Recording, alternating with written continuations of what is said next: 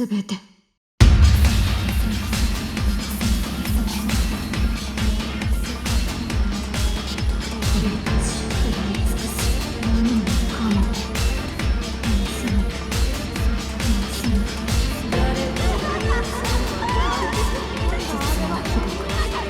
大嫌いなんだよ。僕の手渡すことができた。いいね。持ってやるよ。まさか僕の姿まだ。素敵です。アリスおいしい。もっと。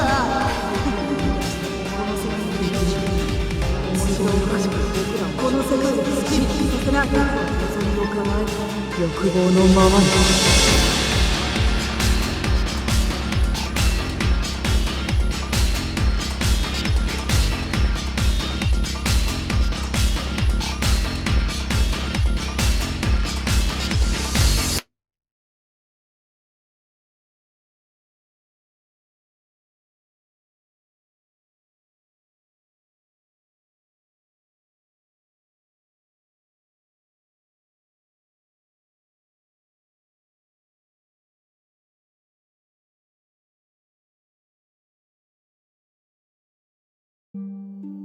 アリスの願いはいびつな形で成就した。おぞましい姿で権限した作者をその手で葬ると、絞り出すような声で人形たちにつかみかかった。初めから分かっていたのだろう。全部は殺してないので、本当に全て殺せばよいのです。ナイトメアも含めて全てです。両手を広げ、奇妙な踊りを始める人形たち。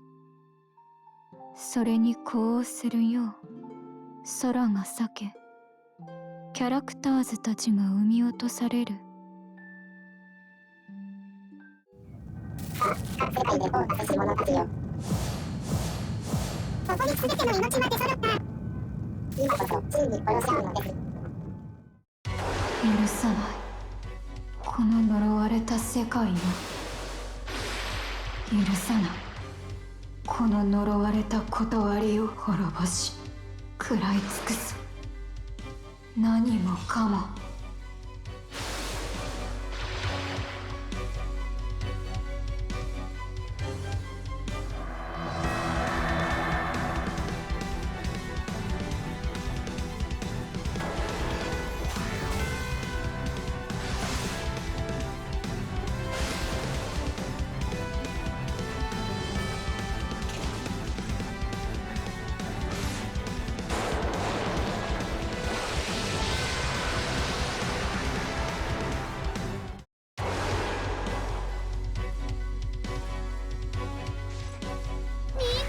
アリス、それが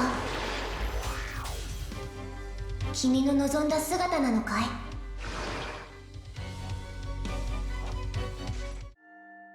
アリスが発達した王を乱雑になぎ払う。戦略も戦術もない純粋な暴力。数々の死地をくぐり抜けたキャラクターズですら耐えきれないほどの力。彼らは理解し始めていた。このアリスはもう自分たちとは存在そのもの、あり方が異なっていると。アリスが拳を振るうたび、その身がどす黒い正気に飲み込まれていく。そしてその漆黒に比例するようにアリスの力は膨張し、漏れ出した余波でさえキャラクターズの理性を恐怖で蝕んでいった。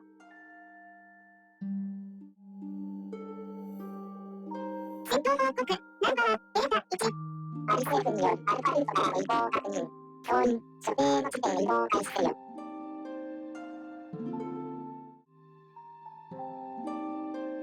完全に避けたはずだったのに、かまいたちのような衝撃で気がつけば頬や太ももに裂傷が刻み込まれました。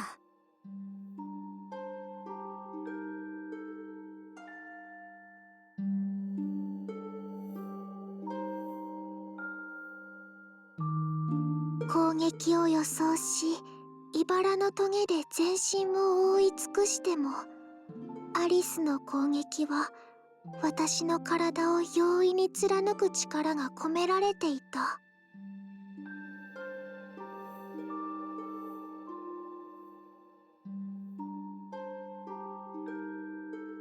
3人でか乱しようと頑張っても無駄だった。だって彼女の目には誰も映っていない。ただ暴れ回るだけで私たちの誰かに重傷を負わせるのだから。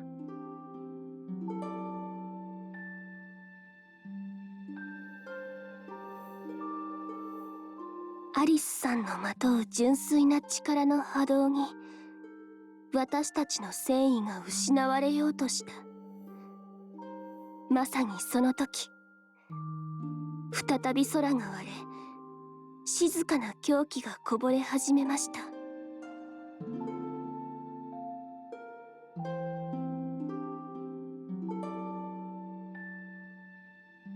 その異変が生じ始め、私たちの意識がアリスからそれたのは刹那にも満たないわずかな瞬間だった。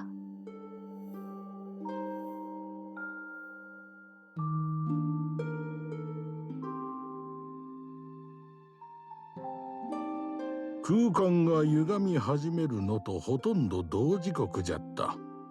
アリスの頭上で空気が鳴った。これは誇張じゃない。確かに雷のようになったのじゃ。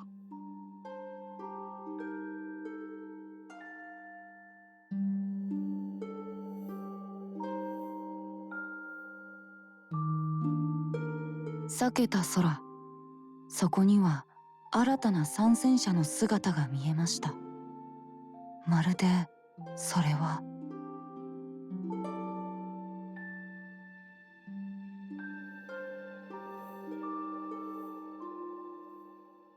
そして私たちがアリスに視線を戻すと、脳天から両断されたアリスと血しぶきに濡れた覆面を拭う。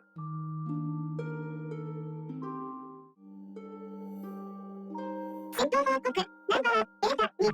アリス F の自動公開を確認。作戦要項8名前、作戦の変更を要請します。新参者による完全にアリスの意識の外をついた研ぎ澄まされた一戦。アリスは力なく崩れ落ちたが、それでもなお漏れ出す瘴気は増大するばかりであった。まだ終わっていない。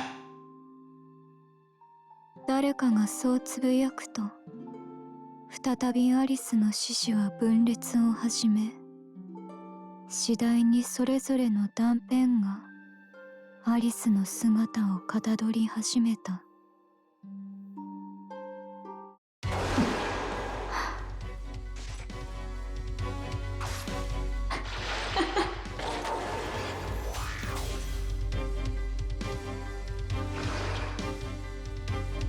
巻き込んだらすみません。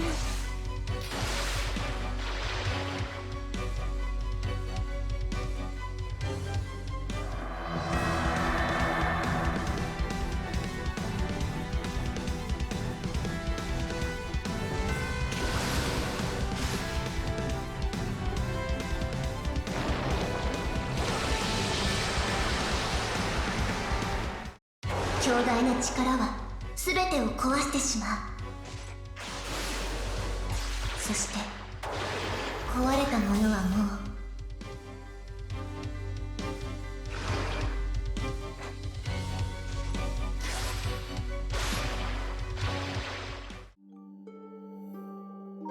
戦闘報告ナンバーデータ3。作戦変更を受理いたしました。エクステンド化計画エラー個体を追加転移しました。アリスの力を強大と表現するにはあまりに矮小すぎた。そして皆理解していた。その場にいた誰もが彼女を打ち倒す力を持ち合わせていないことを。ならば彼女たちが取り得る手段は一つだけ。ここに集まった者たちのすべての力をアリスを打ち倒すことだけに集中すること。それはすなわち共闘以外に道は残されていないことを示していた。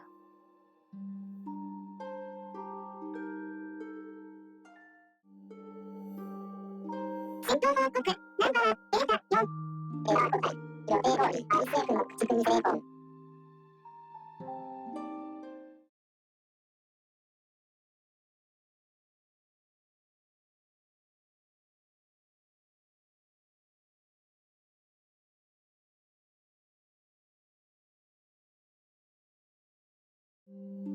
確か僕はシンデレラさんにお腹を裂かれて、ああ、そうです、思い出しました。ギシンと契約して、まあ細かいことはどうでもいいです。未だふらつく頭を左右に揺らしながら赤ずきんが辺りを見回すと、瓦礫と炎で覆われたコロシアムで殺し合うキャラクターズとおびただしい数のアリスの残骸が散乱していた。気がついたか。状況は追って説明するが、まずは目の前のアリスたちを。スノーさん、大丈夫です。全部殺せばいいのです。一度死んじゃった効果かな。頭がすっきりしてきました。絶好調。今ならずーっと遊べそうです。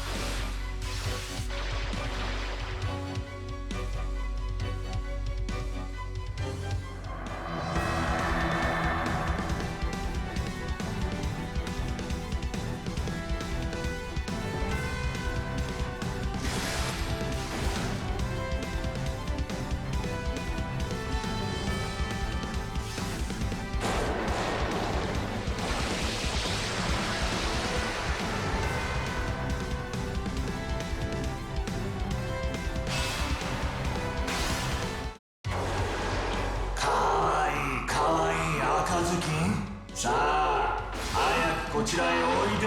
いっぱい遊んであげるからさ。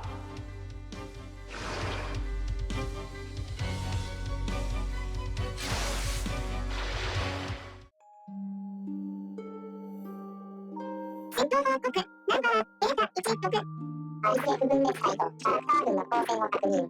作戦用語87の受験路線へ収束いたしました。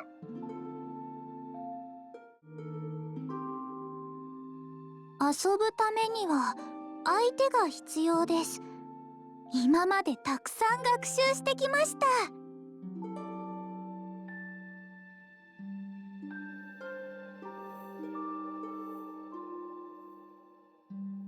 楽しく遊ぶためには相手も楽しいことが肝心です。でも僕はどうやったら喜んでもらえるかわかりません。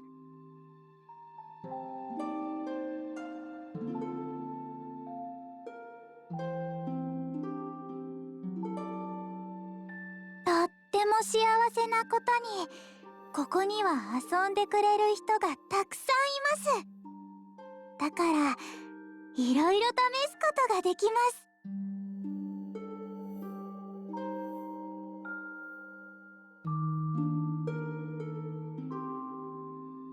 力比べにかけっこ、的当てにルーレット。今までいろんな人とした遊びをたくさん楽しめます。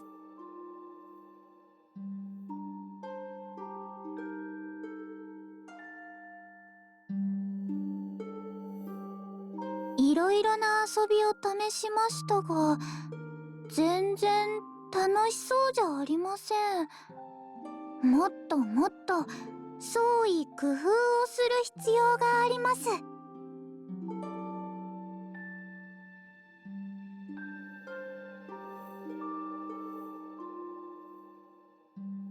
もっと激しく、もっと荒々しく、誰もしたことのないような遊びを一緒に作りましょう。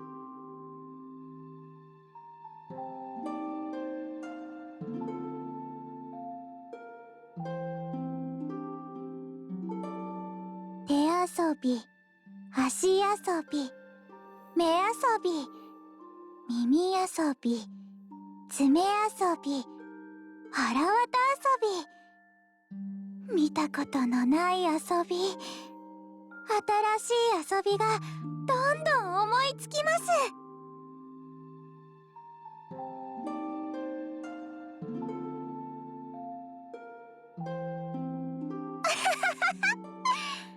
楽しい、楽しい、楽しいです。一緒に遊ぶって素敵です。戦闘報告ナンバーデータ3。アリス F 分裂隊とキャラクター群の構成を確認。作戦用法87の規定路線へ収束いたしました。赤ずきんにもてあそばれたアリスたちの断片が彼女の体を覆い隠すほど高く積み重なっている。歓喜の喜びをところ構わずぶつける子供のように無邪気な少女を新たに生み出された脅威と認識したアリスたちが戦力を集中させるように一斉に迫る。そういえばこんなにたくさんの人と遊ぶのは初めてです。楽しい人は手を挙げてください。どんどんどんどんどこまでもみんなポンポン手を挙げて。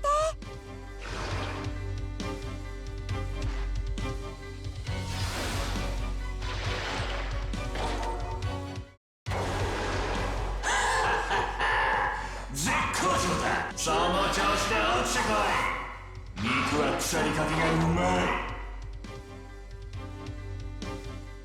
四方八方から迫る刃を正確に見切った赤ずきんはその腕ごとねじ切り空高くへと投げ飛ばします。みんな手を挙げてくれました。僕の遊びを理解してくれました。これでようやく僕も他の人の気持ちがわかるようになりました。これできっと寂しい思いはしないで済みます。壊れたお友達に囲まれながら赤ずきんは心から晴れ晴れとした笑い声を上げた。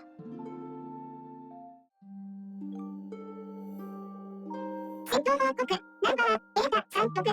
赤ずきん名の X エンド値急上昇を確認。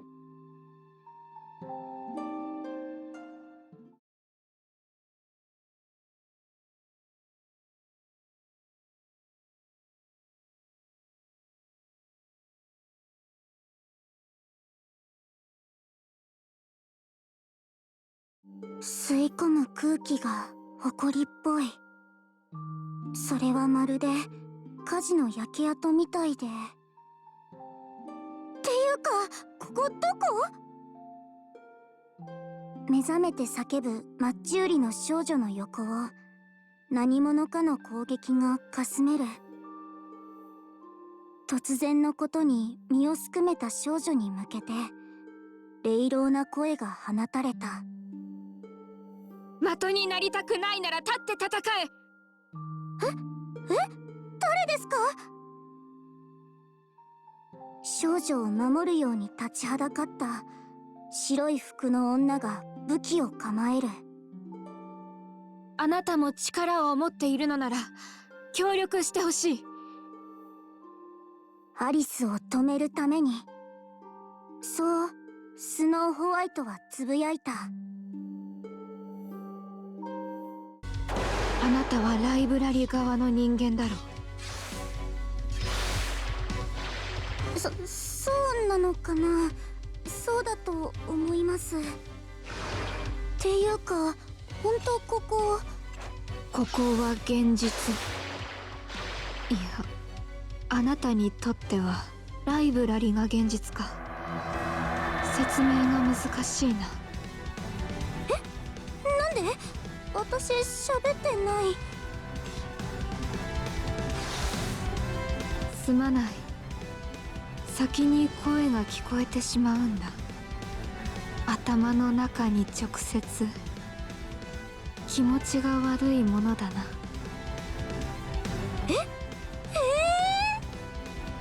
とにかく力を貸してほしい。アリスが力に飲み込まれる前に手を打つ。節約成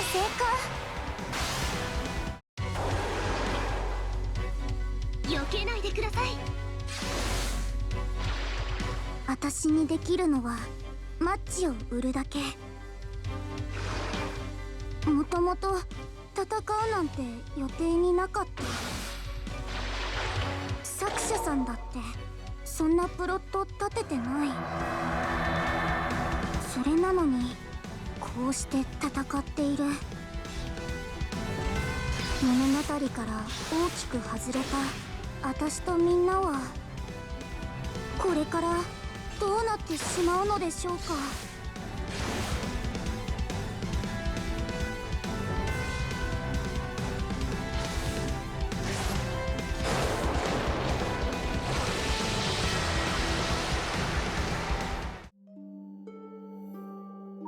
戦闘報告ナンバーデータ3つよ。ICF 分裂隊とキャラクター群の構成を確認。作戦要項87の受験路線へ収束いたしました。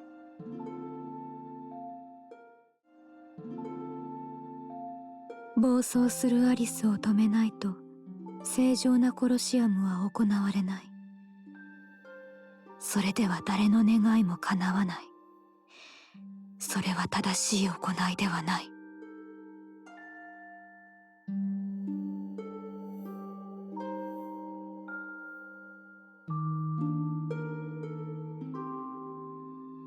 私に協力を求めてきた人はスノーホワイトと名乗った。この人が違う世界？記憶の共有？よくわからないけどなんだか大変な事態なのは把握しました。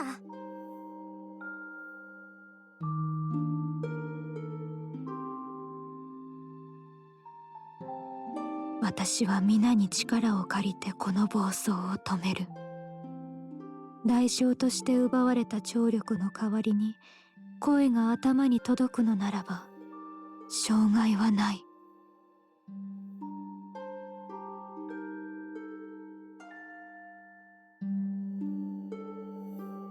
大変な時は力を合わせないといけません。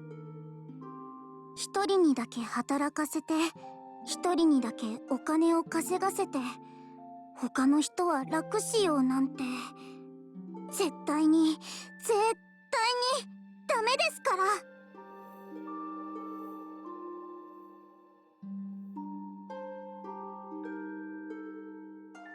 マッチ売りの少女に暴れる赤ずきんをうまく使ってアリスを特定ポイントまで誘導してほしいと頼むと少女は元気に承諾した。いい子だな。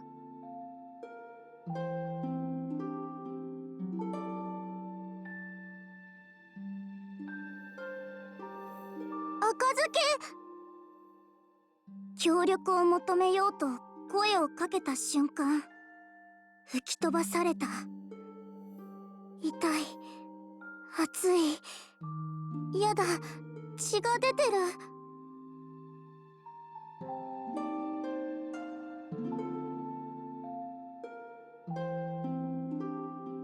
赤ずきんは聞く耳を持たず周りのものすべてを攻撃していく。これじゃあアリスを誘導するどころか先に私がやられちゃう。どうしよう。どうしたらいい？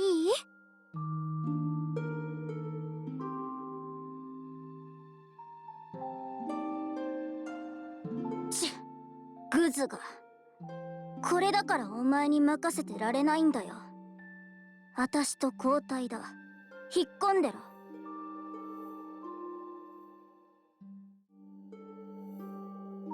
戦闘報告ナンバーデータ4キロ。ICF 分裂隊とキャラクター群の構成を確認。作戦要項87の規定路線へ収束いたしました。アリスを追い詰めるだけなら赤ずきんなんて必要ねえんだよ。マッチ売りの少女は手にしたマッチすべてに火をつけると標的に向けて一斉に投げつけた。はぜろ！掛け声とともにマッチが榴弾と化し、その場に炎の竜巻が発生した。赤ずきんすら巻き込んだ火炎から逃げ去るようにしてアリスが特定ポイントへと後ずさる。それを見てマッチ売りはにたりと笑った。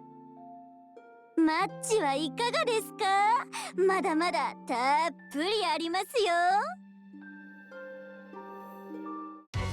手は緩めねえ。一気に燃やし尽くす。少しは手加減を。ばっかかお前。やられる前にやれ。せめて巻き込んだ赤ずきんをなんとか。はん、気が向いたらな。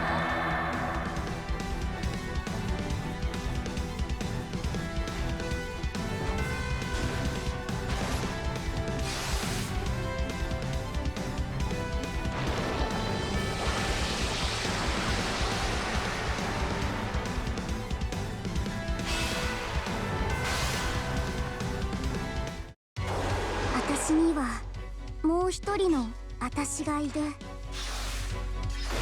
気づいたのはいつからだっただろう。気づく前に寄り添ってくれていたのかな。私は一人じゃない。だからまだ戦える。二人なら何も怖くない。マッチ売りの起点でアリスはスノーが指示した目的地へと誘導された。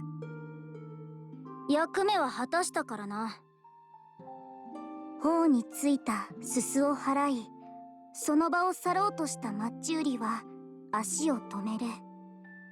そこには死体の山に埋もれた赤ずきんの姿があった。仕方ねえな、もう。ため息をついたマッチ売りが赤ずきんを死体の山から引っこ抜いた瞬間遊ぶ見境をなくした赤ずきんの攻撃がマッチ売りの腹をえぐる。ふざけんなよこのが。マッチ売りの憎しみが辺りにこだました。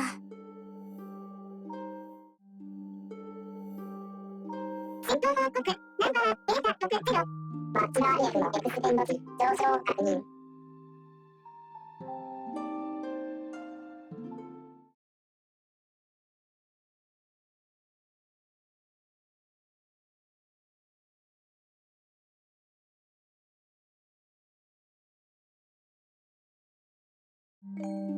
突如として現れた新たな参戦者。覆面の男は暴走するアリスを見て苦々しくつぶやく。この状態になったらあとは奴らに利用されるだけだ。それはどういうことだ？傍らに看護師スノーホワイトの問いに覆面が肩をすくめる。そのままの意味さ。アリスを止めないと最後に笑うのは人形たちだけって話。ならば協力してもらえないか。あなたも無駄死には嫌だろう。僕が誰かもわからないのに。今必要なのは力だ。あなたが誰であろうと関係ない。正義の割には手段を選ばないな。あなたは悪人ではないと思っている。なるほどね。残念ながら僕は悪人だ。とびっきりだって許されない罪を犯したんだから。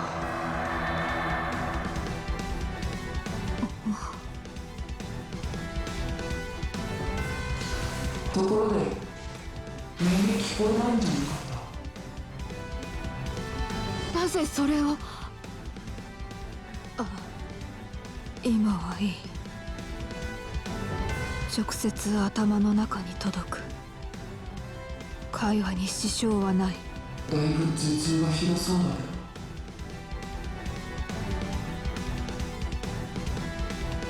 ど。気にするな。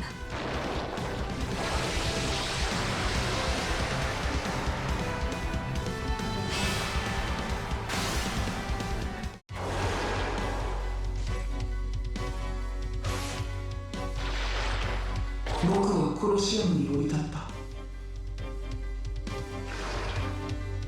それが意味するところはただ一つ。僕にも願いを叶える権利があるということだ。犯した罪を償うために僕は戦う。必ず作者に復活させてみせる。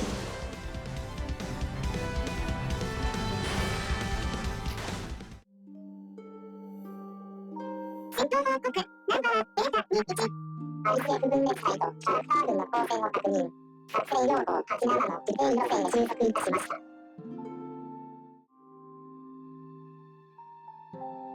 謎の覆面にアリスを追い込んだタイミングで一撃を叩き込むように頼み込む。信頼するのは危険かもしれないが、この場で無傷なのは彼だけだ。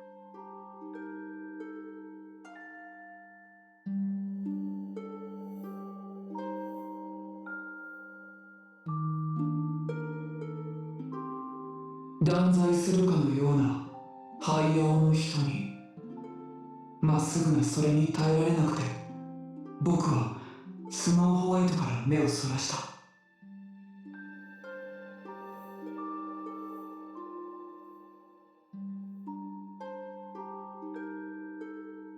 他のキャラクターズにも協力を求めるべくスノーホワイトが走り去る。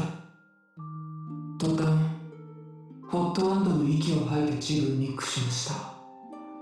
強すぎる意志は苦手だ。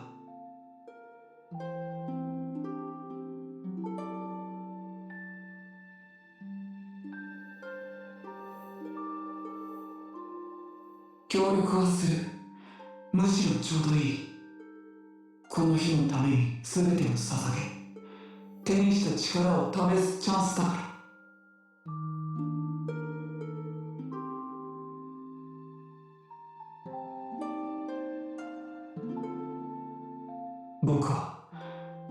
僕を生み出したこの世界が嫌いだ。理不尽に都合よく面白おかしく僕らを消費して楽しむこの世界が。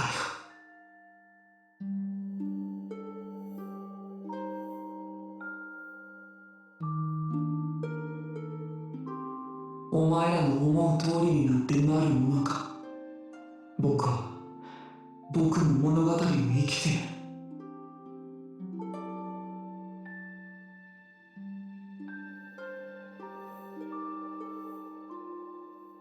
僕は望みを叶える。欲望のままに。そのために欲望をためる。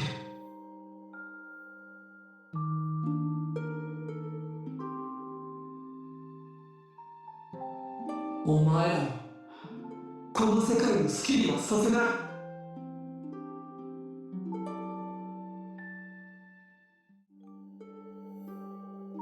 戦闘報告ナンバーデータ41。ICF 分裂サイトキャラクター群の構成を確認。作成用法87の受定路線へ収束いたしました。追い込まれたアリスに向けてキャラクターズたちが攻撃を仕掛けた。それを横目で見ながら覆面は力をためる。だがあと少しというところでアリスの攻撃が覆面を襲った。危ない。どこからか響いた可憐な声が覆面をかばう。見ると美しい髪の少女が応戦していた。しかし意識が散ったせいでせっかく溜めた欲望が消えかけている。今だ、頼む。緊迫したスノーの声に覆面は少しだけ逡巡し、やり直している時間はないだろう。アリスに向けて攻撃を放った。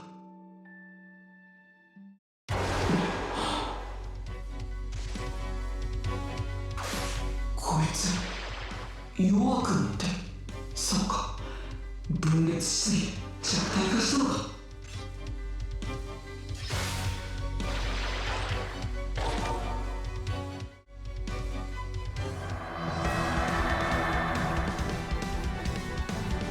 攻撃を放つ前に誰かに助けられた気がする。あれはことり。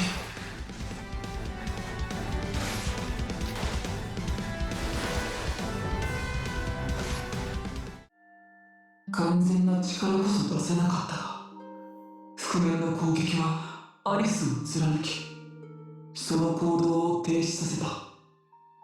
やった。あなたのおかげだ。そう言いながら駆け寄ってきたスノーに軽く手を振りながら、覆面は武器を握りしめる。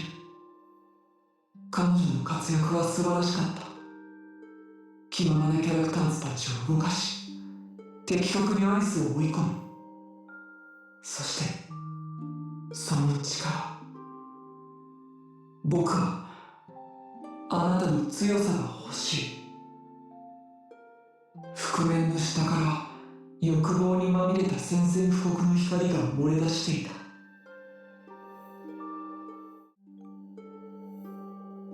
戦闘報告ナンバーデータ61。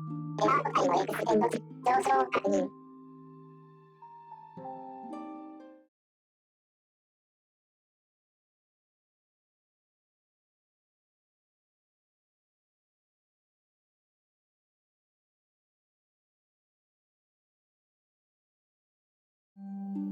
ふわふわふわふわ夢の中、優しくて楽しくて温かくて素敵な私だけの楽園。その中で暴れているあなたは誰？それはアリスです。不快な声が耳に響く。捕まえて殺さないと増えますよ。増える？この黒い影が。断念できなくなっちゃいますよ。それは嫌。せっかく眠れたのに。あれ？私、アリスに殺されたはずじゃ。大丈夫、まだいけます。使えるものが使う主義なので。不協和音のような笑い声がした。ほら、アリスを捕まえて。あなたの茨なら早いでしょう。茨？そう。私は茨姫。何よりも眠りを愛して。欲望のままに眠る姫。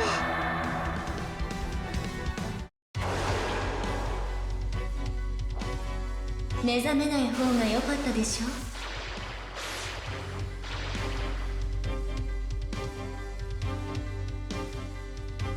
眠っている方が幸せだったでしょ。呪いは祝い、私が送ったのは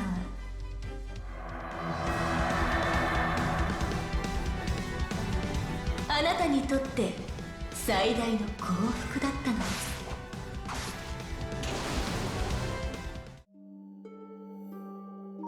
戦闘報告ナンバーデータ2アリス F 分裂隊とキャラクター群の構成を確認。作戦用法87の時計路線へ収束いたしました。眠りを邪魔する人は死刑。そんなの当たり前でしょ。安眠妨害は許せない。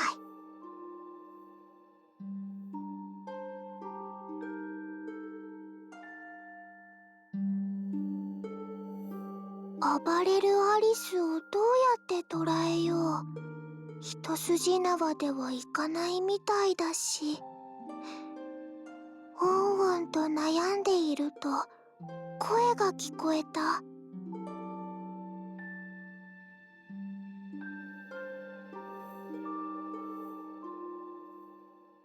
そうだ、13人目の魔女のように罠を張ろう。糸車の爪のように時間をかけて発動する罠を。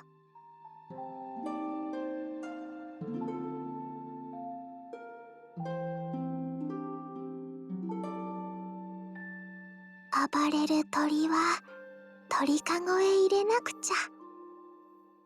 捕まえたらどんな声で鳴くのかな。想像すると少しだけワクワクする。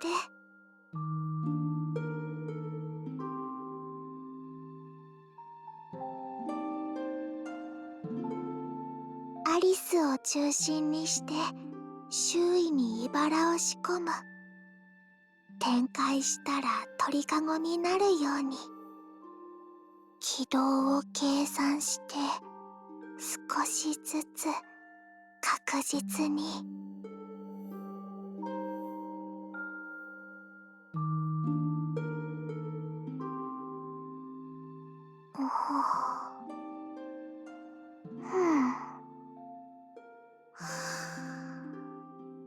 飽きちゃった。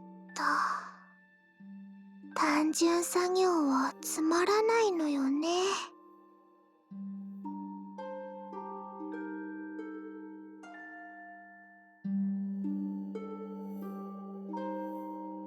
気分転換に小さな鳥かごを作ってみる。なかなかいい感じ。さすが私を守る茨、センスある。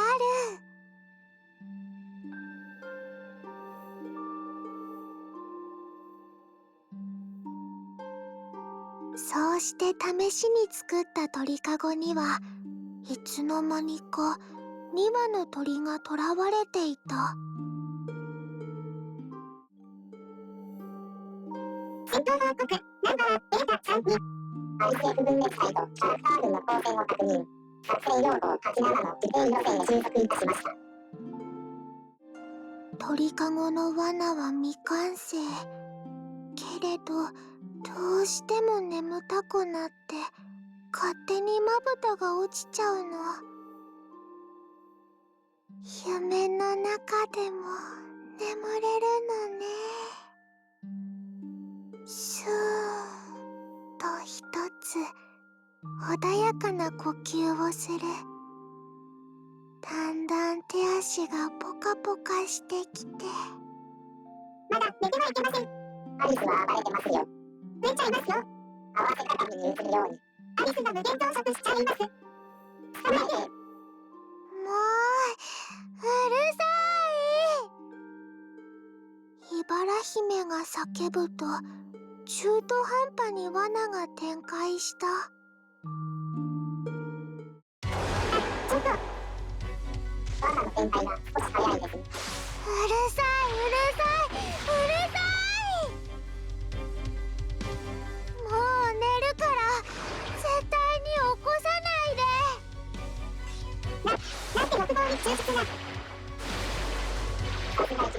国を選んだ子です。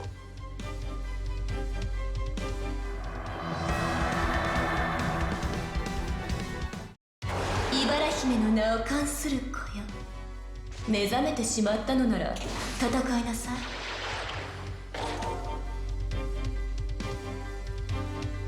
誰にも邪魔されない幸福な眠りを。もうあなたには訪れやしないのだから。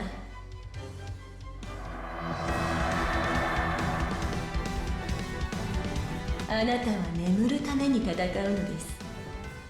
くーくーすやすや夢の中、うるさい人形もアリスも排除して健やかな眠りに身を浸したはずだったのに、大きな音で目が覚めた。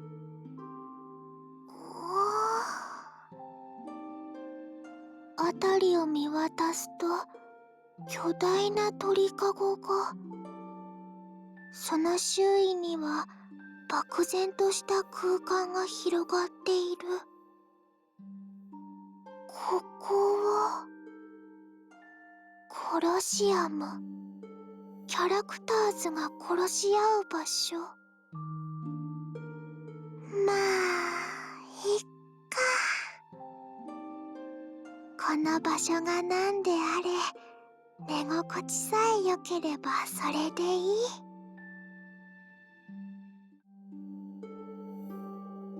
戦闘報告ナンバーデータ6 2。茨城のエクステンド時変化なし。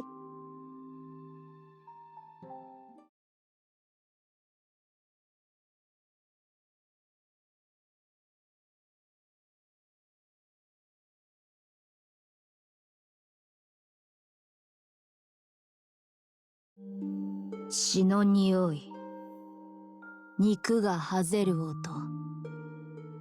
ああ、欲望が満ちる。いつからそこにいたのだろう。戦場となった場所に一つのものが出現していた。過度な力に飲み込まれつつあるアリスとはまた違うおぞましい気配のそれは、言葉にならないうなり声を上げている。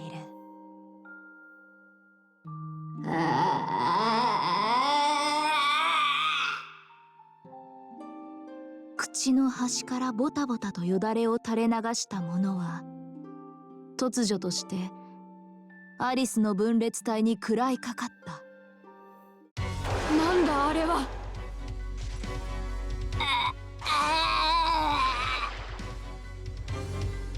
まさかドロシーなのか。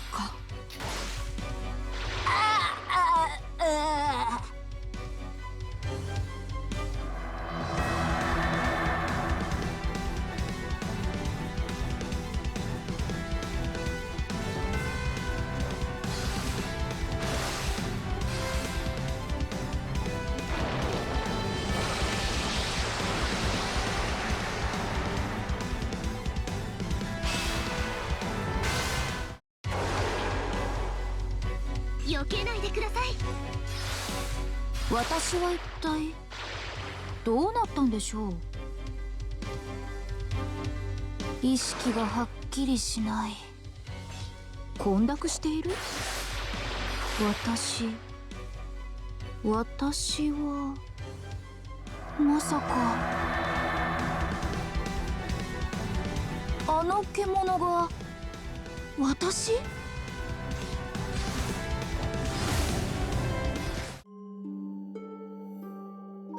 戦闘報告ナンバーデータ2 3。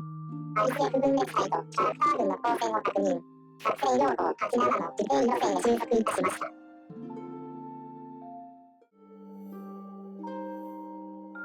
溶け合った記憶が告げる。あれは間違いなくドロシーなのだと。でもまるでナイトメアだ。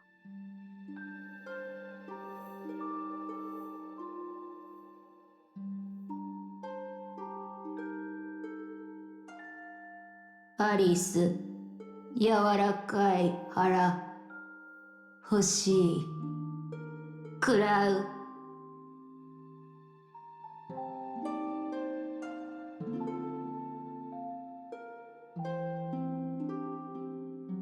ドロシーの声なき声が頭に直接響く。アリスに食らいつく彼女は獣のよう。その瞳にあの溢れんばかりの好奇心と知性はなかった。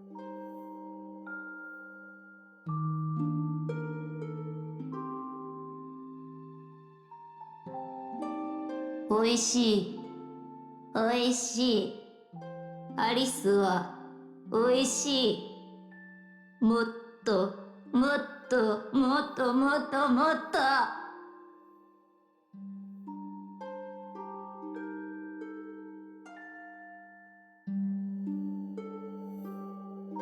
目についたアリスを食べる。その柔らかい腹を狙って。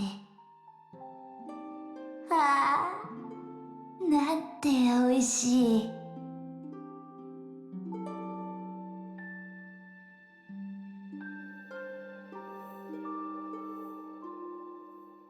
ドロシーは無秩序に攻撃を繰り返して、いや違う、何か特定の法則がある。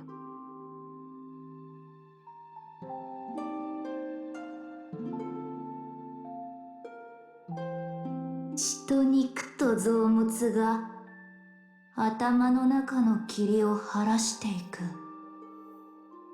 あれあれ、私は、そう、私は。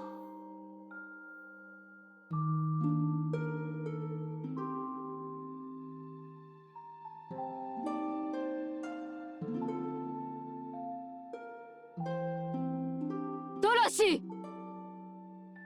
たまらず彼女に呼びかける。振り返ったその瞳にほんの少し光が宿った。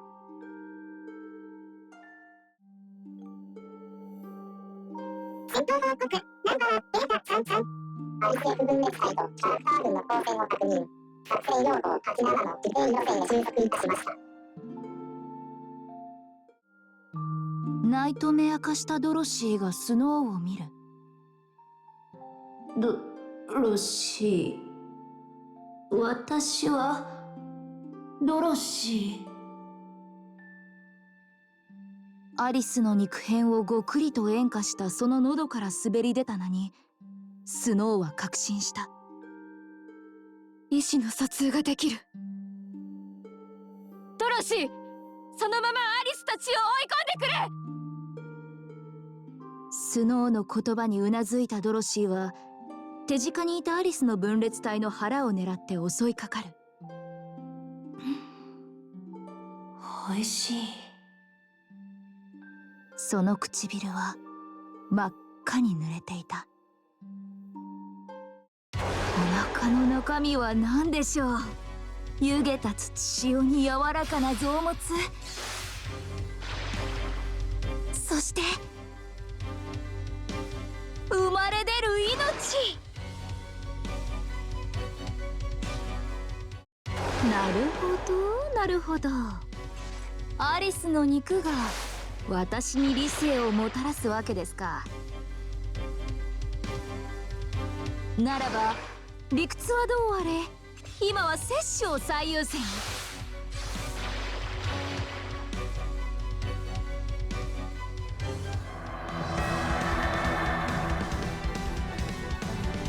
理性なき獣でいるのは耐え難いですからね。ドロシーの足元には食い散らかされたアリスたちが転がっている。それを見ていたドロシーの眉がピクリと動いた。野生の獣そのままにドロシーはその場から飛び去る。あれは警戒し息を荒らげるドロシーの目の前でアリスが一体また一体と消えていく。次第に薄れていく死体の山。そこから一人のアリスがゆらりと立ち上がった。戦闘報告ナンバーデータ63ドロ CM のエクスペンド値急上昇を確認。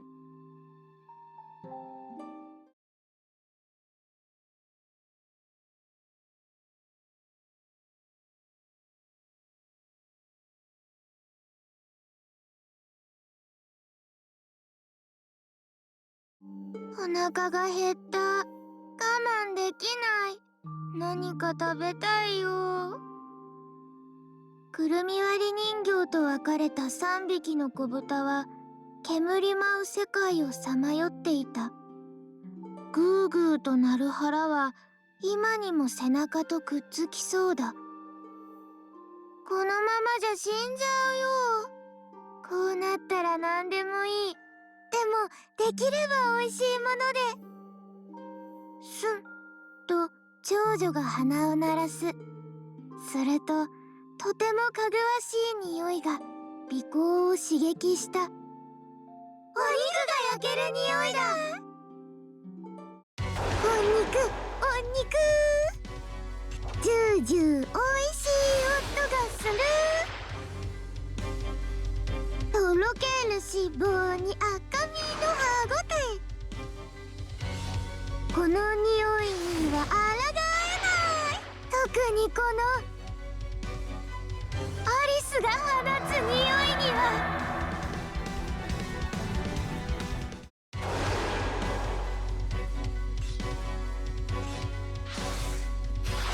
私たちではない私たちがいるね。とても似ているけど違う私たちだ。なんだか不思議な感じ。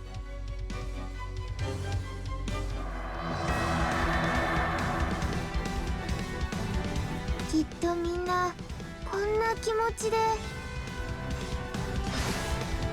私たちを見ていたんだろうね。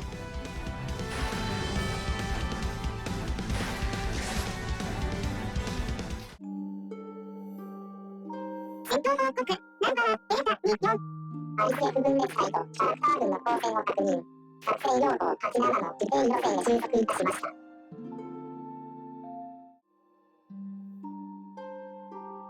たくさんいるアリスからとってもいい匂いがする。なんでだろう。暴走しているからかな。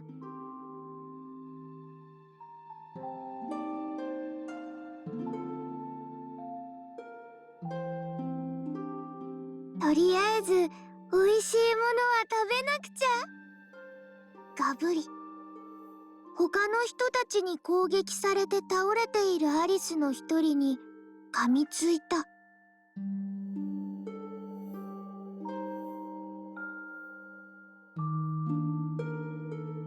れあれれ、おかしいな。食べる前にアリスが消えちゃったよ。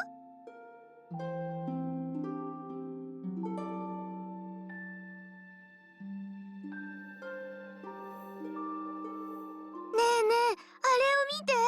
私たち以外にもアリスを食べてる人がいる。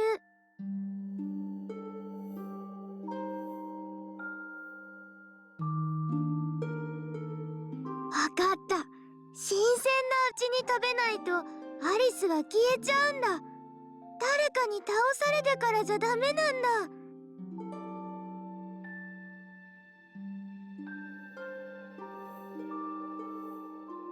それなら消える前に攻撃しよう。生け捕ってピチピチしているアリスならお料理しても大丈夫だよね。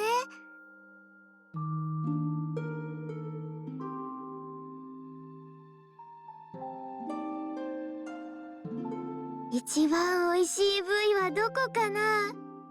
私は胸。柔らかそうだから蒸したいな。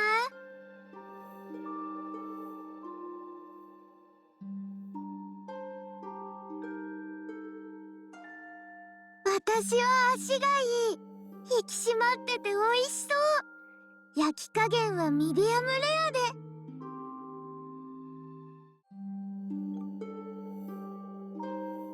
告。ナンバーデータ34。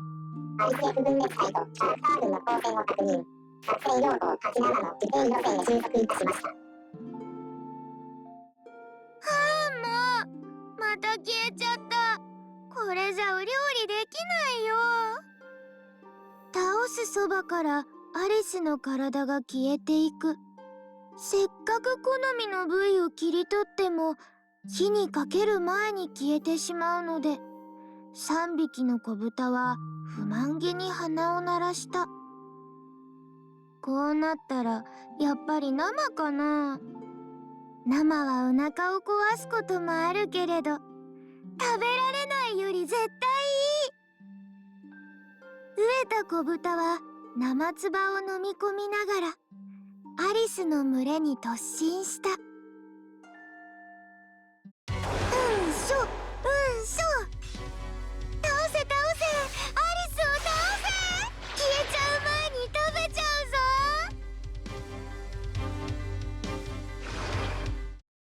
私知ってる、こういうの。爆食って言うんだよね。人を食べるなんて怖いね。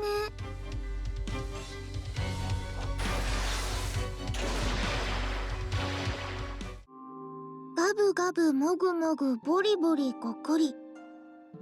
生はいまいち文句を言わない。消えないうちに早く早く。消えゆくアリスの体に歯をうずめ、子豚は必死に己の腹を満たしていく。すると次女が何かに気がついた。ねえ、あれ見て。なーに？あのアリスだけ消えない。次女が指さした先では消えずに傷を再生しているアリスがいる。本体とか？こぼれた子豚のつぶやきは再生しつつあるアリスを見ていたドロシーの耳に届いた。戦闘報告。ナンバーデータ64。イトリティックス F のエクステンド値変化なし。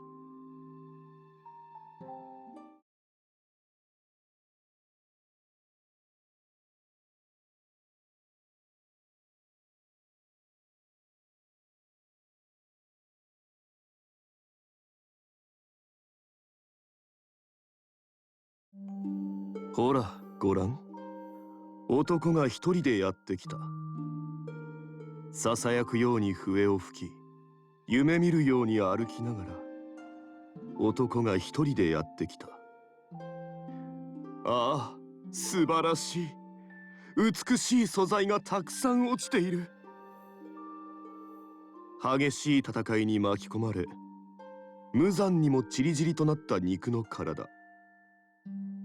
瓦礫に埋もれたそれを手に取り、ハーメルンは愛おしげに口づけた。愚かな戦いは私には似合わない。分裂したアリスたちと戦う他のキャラクターズを横目に見て、ハーメルンは涼しげに笑った。私には目的がある。それを叶えるために皆様にはせいぜい戦ってもらいましょう。最後に美しくあるのは私でなければ。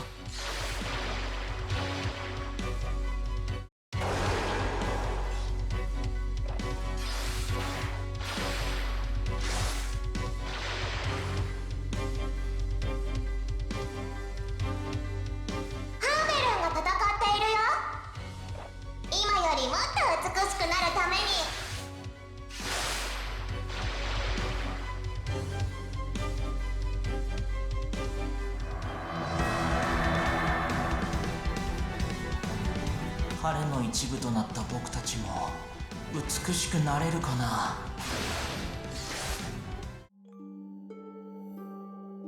戦闘報告。ナンバーデータ2個。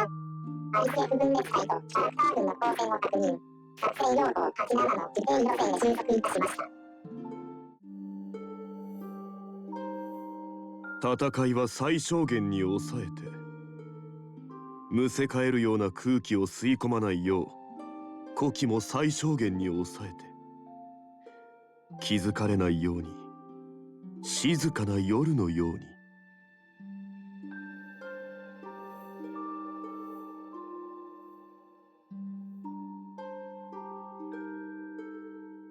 今は力を温存せねばなりません。このような醜い戦いで我が身を汚すなど、目的のためにもあってはなりません。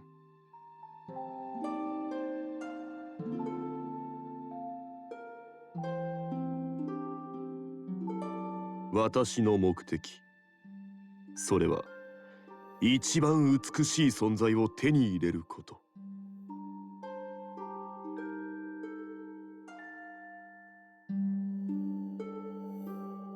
キャラクターズの皆様は大変美しい。それぞれに良いところがあります。すべてを得たいものですが、欲をかけば二つのスツールの間に落ちるというも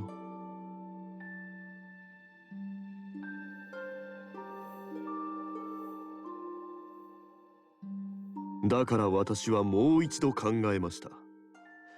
美しいとは何か、醜いとは何か。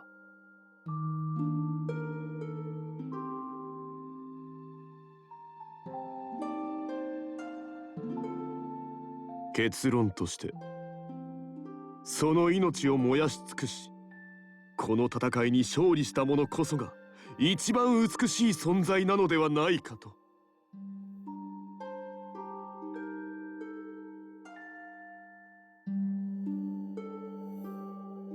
皆様、外見は非常に美しい。ならば見るべきものは内面の美でしょう。その品定めにこの戦いはふさわしい。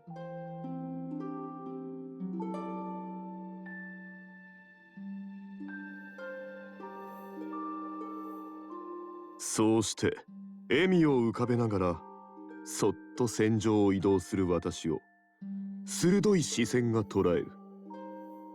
スノーホワイト、美しき白き姫がいぶかしげにこちらを見ていた。戦闘報告ナンバーデータ参考。ICF 分裂隊とキャラクター群の構成を確認。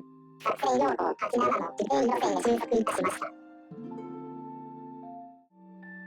アリスの分裂隊が忍ぶハーメルンを目ざとく見つけ、辺りを囲む。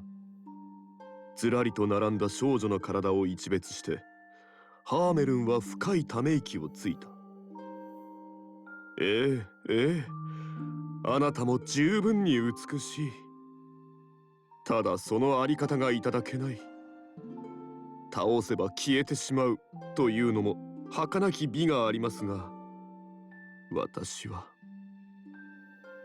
この手に残るものが欲しいのですと笑って、ハーメルンは武器を手に取った。アリスさん、あなたがいつも通りなら、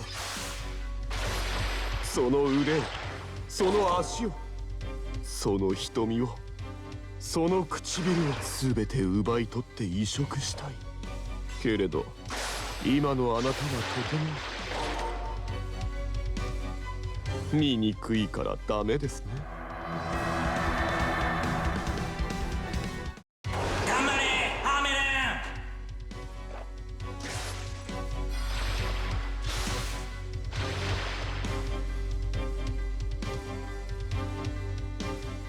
あなたならきっとできる。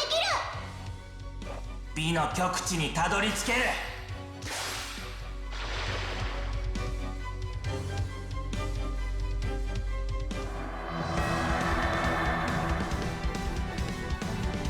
僕たちはそのために身を捧げたんだ。早くもっと私たちをきれいにして。そんなブスに負けない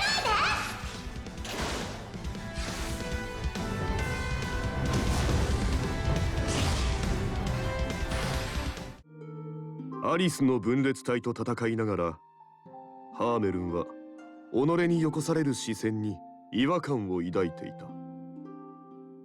スノーホワイト。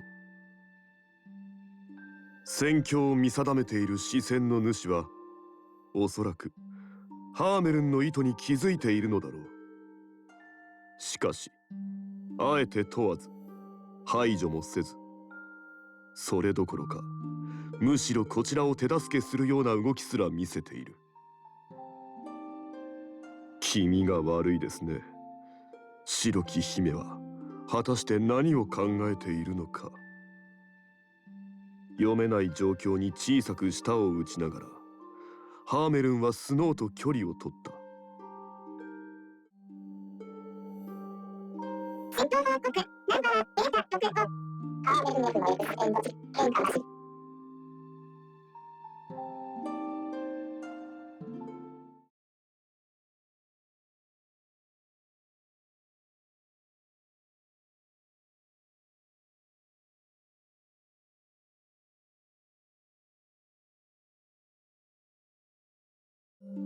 外に出ていろいろあったけれど、結局塔の上が一番安全だと気づいた。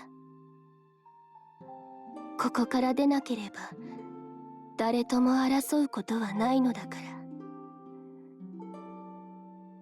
お母様ごめんなさい。あなたは正しかった。ダメです。あなたは塔を追放されたのだから。もう手遅れです。最後の最後まで命をすりつぶしなさい。ラプンツェル。名を呼ばれ、意識が急速に覚醒する。死んで消えたはずのラプンツェルはアリスの分裂体が舞い踊る血生臭い戦場に立っていた。暴走したアリスを倒すのです。いや、は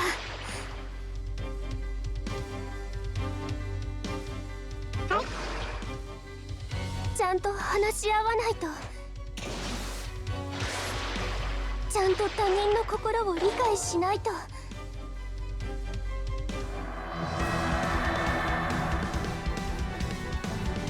私失敗しちゃう。怒らせちゃう。きっと私が悪かったの。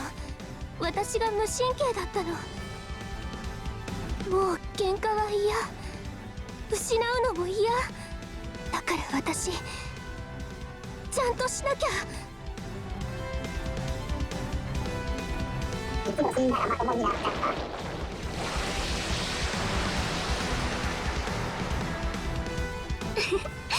勝てて嬉しい。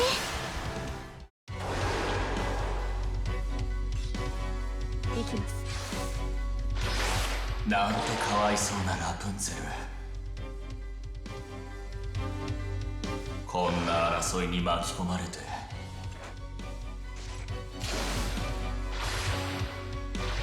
君は戦うなんて野蛮なことはしなくていいのに。君は可愛くさえずっていればそれでいいのに。ああ、なんてかわいそうなんだ。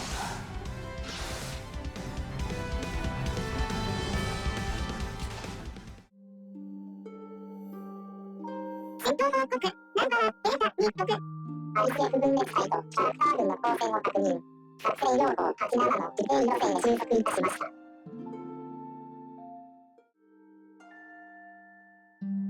女の人は怖い。でも本当にそう？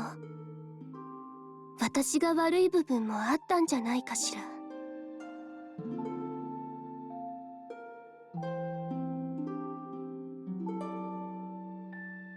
私は王子様を愛して尽くしたいだけ。けどそれが他の人の目にどんな風に映るのかまで考えたことはなかった。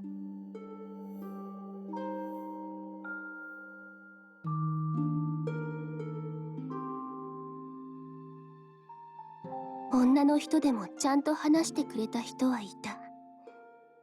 優しくしてくれた人もいた。だからきっと私は観察が足りなかったの。王子様への愛だけで目を開いていなかった。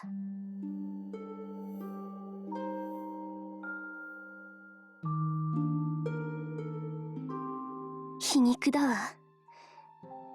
目を失うのは王子様の役目だったのに、いつの間にか私が目を閉じていたなんて。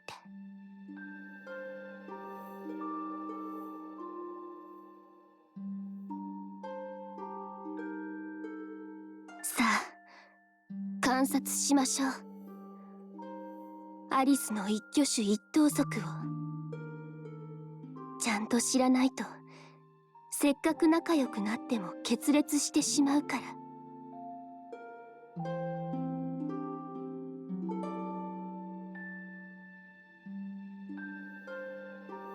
やっぱり女の人の群れって怖い。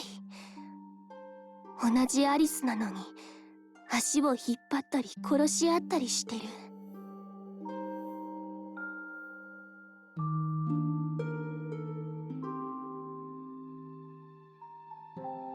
対一人ならなんとかなりそうだけど、集団行動になった女の人って強気になるというか。でもこれは男の人も同じですね。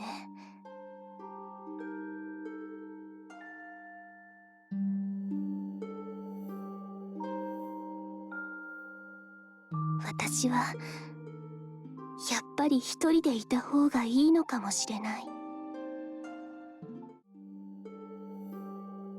戦闘報告ナンバーデータ3局 ICF 分裂隊とキャラクター群の構成を確認。作戦用法87の規定路線へ収束いたしました。崩れつつある建物の上からラプンツェルは戦場を俯瞰していた。今は垂らす髪もないけれど、その分誰にも邪魔はされないわ。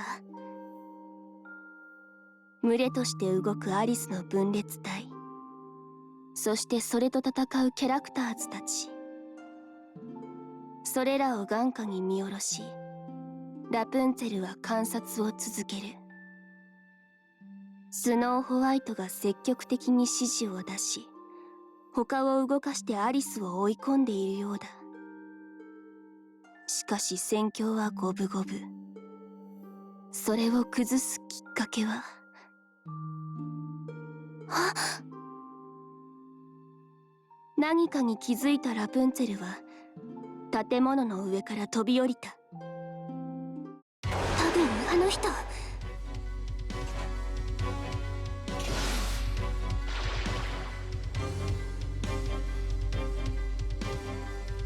あの覆面の人が切り札。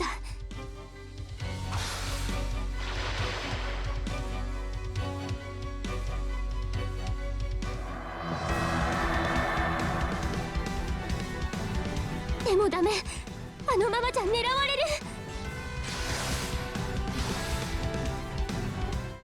いけないよ、ラプンツェル。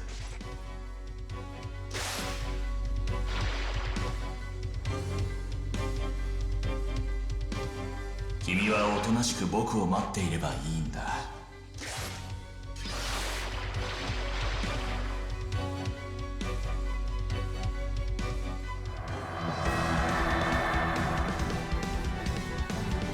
君から行動するなんて似合わない。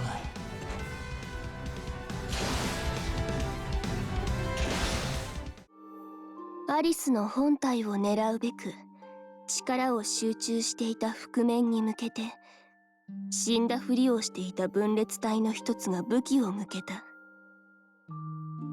危ない！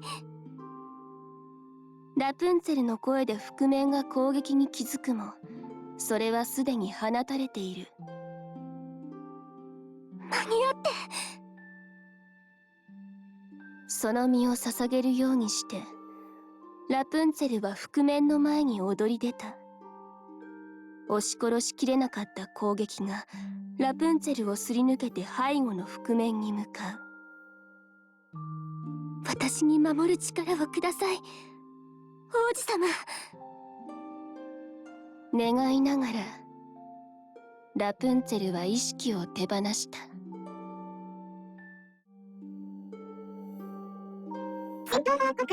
データ6運転 F のエクステンド値変化なし。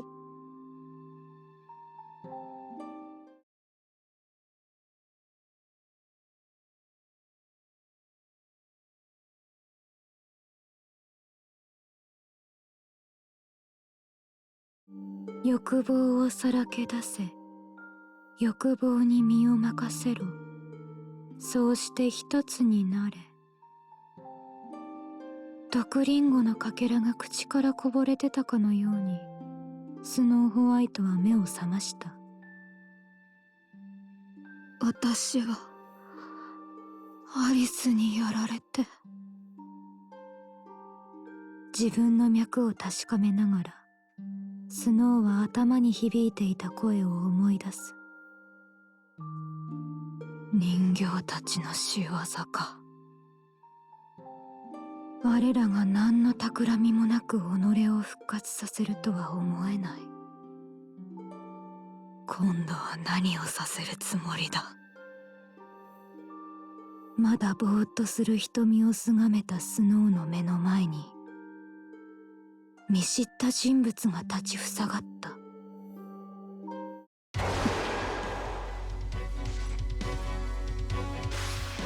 アリス。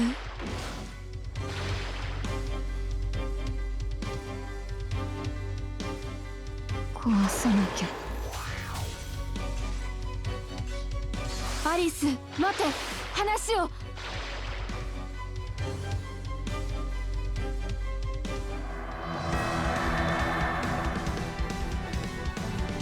滅ぼす、すべて。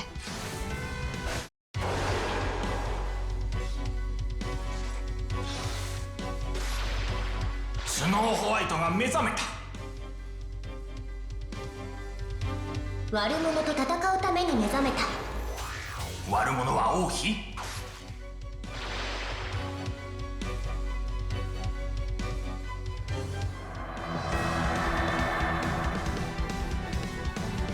悪者は誰？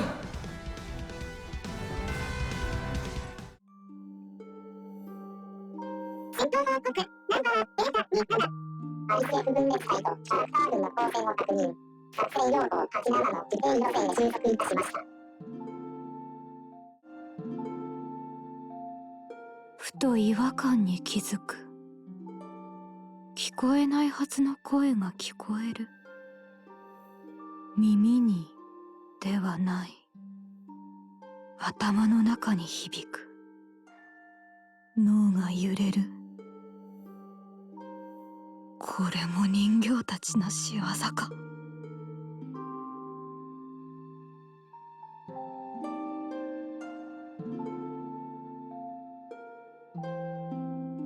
アリス、作者はどうした？あなたの主の復活はなされたのか？痛む頭を押さえ込み、襲いかかってくるアリスに問う。彼女の瞳は遠くを見つめている。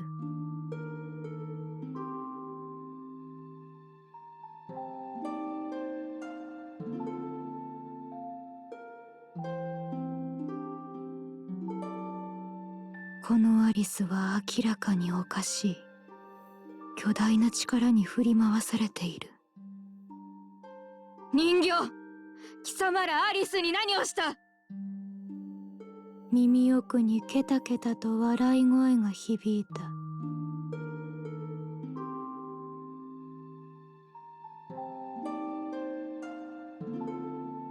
アリスは完全に暴走している。その体は分裂し、アリスを軍隊へと変えていく。このままでは彼女は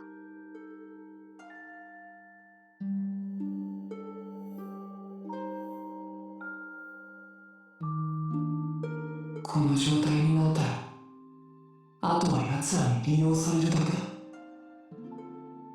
だ。戦いの最中に出会った謎の覆面が苦々しくつぶやいた。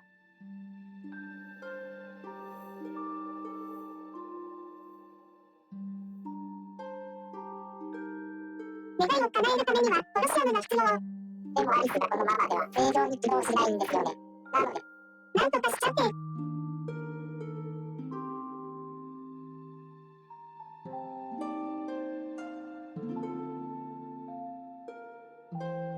人形たちのわがままに唇を噛む。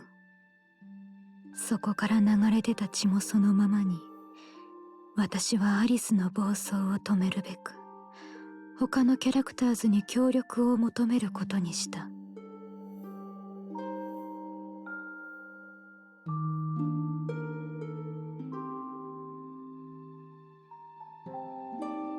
皆の声が頭に響く。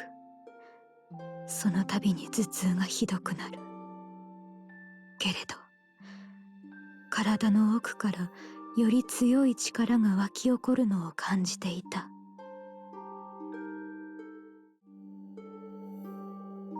戦闘報告ナンバーデータ37。アリス F 分裂隊とキャラクター群の構成を確認。作戦要項87の規定路線へ収束いたしました。キャラクターズの動向に注意しながら、スノーはアリスの分裂体をなぎ払う。力は十分。しかし振るうごとに頭に響く声が大きくなる。欲望を一つになれ。目の前には力に飲み込まれたアリスの姿。そうか、このまま力を振るえば私もそうなるのか。己が暴走するのも時間の問題だと悟ったスノーは決意に声を張り上げた。その前にアリスを止める。赤ずきんはアリスの群れを崩してマッチ売りがアリスを特定の場所に追い込んだ。ボロシーはあれも半ば暴走している。ハーメルンは温存。ピノキオは私のアシストをしてくれる。あとは覆面がとどめを打てばこういう画策はシンデレラの方が向いているのにな。スノーホワイトの意図通りに動いている。彼女は指示を出すのがうまい。私たち7人を使うのがうまい。とても手慣れている。心配ない。王妃は彼女の美貌を恨んだな。もしかしたら本当に恐れていたのは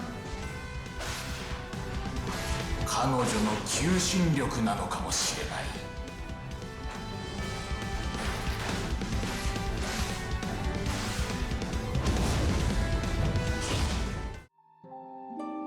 スノーは戦った。その命を燃やし尽くすように。無茶です、スノーさん。静止するピノキオの声を振り切り、スノーは降り積もる雪をすべて溶かし尽くす勢いでアリスの足止めに全力を注ぐ。もうこの後はどうなってもいい。彼女の意識はアリスを止めることが正しいのだというその一点のみに集中していた。今だ、頼む。スノーは瓦礫に潜む影に向けて叫ぶ。そうして覆面から放たれた攻撃はまっすぐアリスに向かい炸裂した。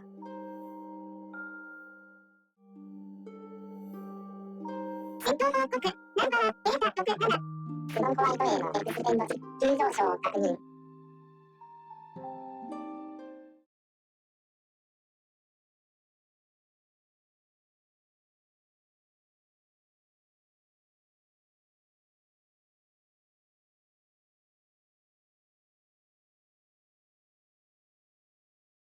さてはて、暴走したアリスの分裂体が戦場を覆う頃、一体の人形が道路にポツンと佇んでおりました。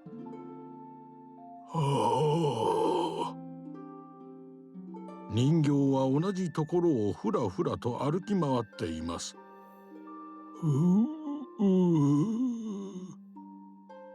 カツカツとくるみを割る口を鳴らしてさまよう人形を見つけたアリスの一人が、おもちゃを見つけた子供のようににこやかな笑みを向けました。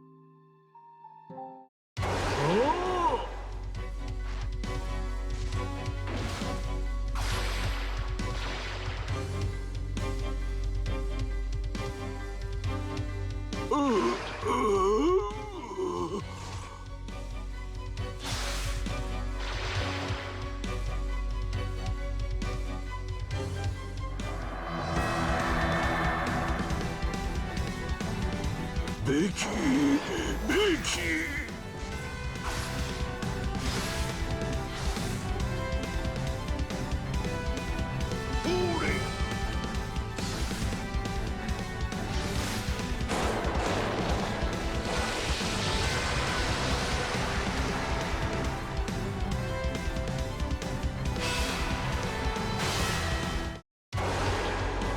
みんな頑張るのです。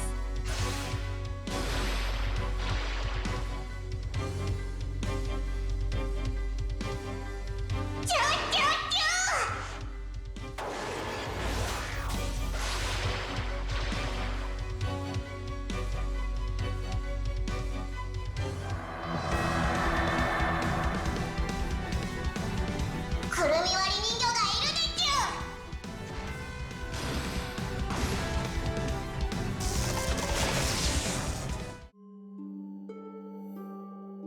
戦闘報告ナンバーデータ28。アリス F 分裂体とキャラクター群の構成を確認。作戦用法87の規定路線へ収束いたしました。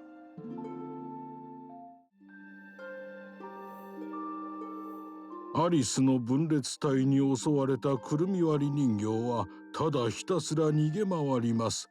戦う力なんてそんなものはありません。弱く哀れな老人をアリスたちは笑いながら追いかけます。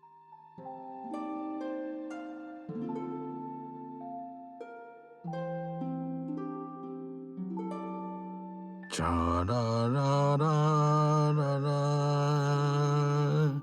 チャララティラララ。アリスに追いかけられながらもくるみ割り人形はご機嫌で鼻を歌う口ずさみます。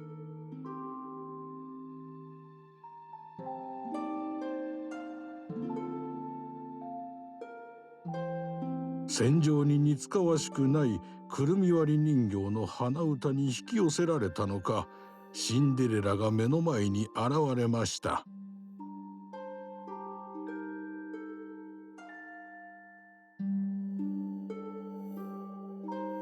ワルツが聞こえたから何かと思えば、じいさん、あんたも復活したのか。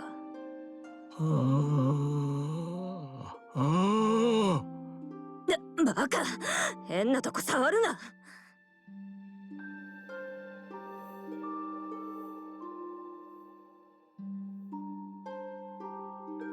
まあいい、勝手に頑張りな。そう言うとシンデレラはアリスの分裂体を蹴散らしてくるみ割り人形の前から姿を消しました。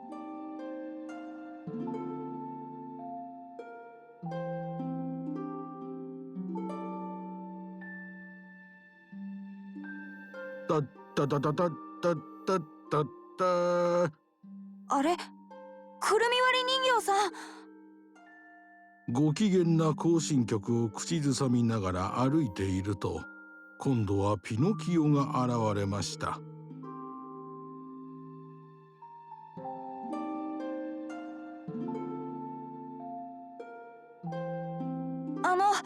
スノーさんがアリスさんを止めるためにみんなに力を貸してほしいって。ベキ、うわあ、どこ触ってるんですか。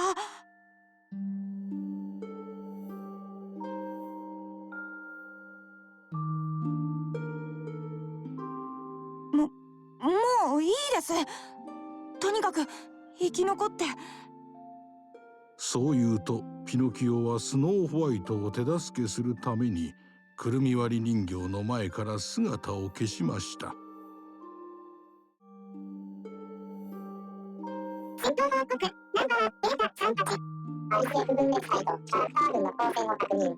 作戦用法87の自転路線へ収束いたしました。ベキベキ。血と煙が舞う中をくるみ割り人形は徘徊しています。すると少し先に怪我をして動けなくなったアリスの一人がうずくまっていました。タッタラタッタッタッタッタッタパパラパパパパパパ。くるみ割り人形は勢いのある踊りの曲を口ずさみながらアリスに突進します。若い肉体を触りたい、そんな不純な動機で突っ込むと、くるみ割り人形の頑強な顎はアリスの柔らかい腹を食い破ってしまいました。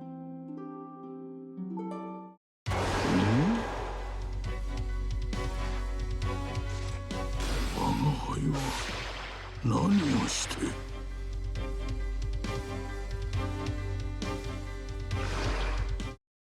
ケてる人形が目覚めたっちゅ覚醒されると面倒でち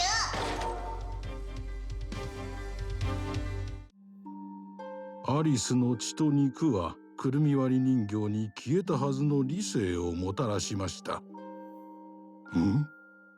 ああ、そうか。我が輩は負けたのか。じゃがこうして復活しているということは、まったくくぐつどもめ、おいたが過ぎるぞ。襲い来るアリスに食いつき、さらなる血肉を得たくるみ割り人形は周囲で戦っているキャラクターズに視線を送ります。我が輩にはなさねばならぬ大切な役割があったが、はてなんじゃったの。くるみ割り人形はどうあってもくるみ割り人形でした。戦闘報告ナンバーデータ68。マックスクラッカー M の X 線の急上昇を確認。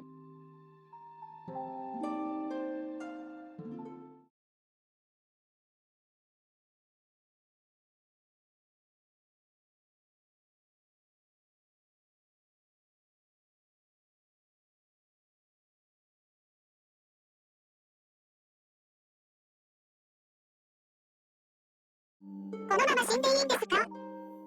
よくないに決まっている。それならチャンスを与えましょう。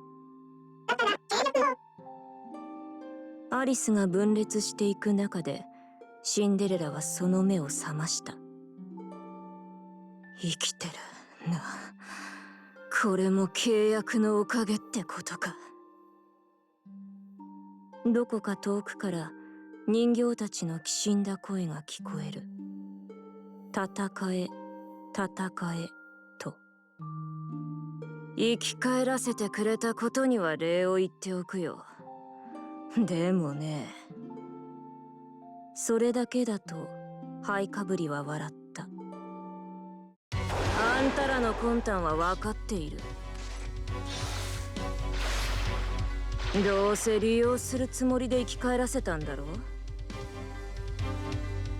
残念だけど私はさ、誰かを利用するのは大好きなんだけど、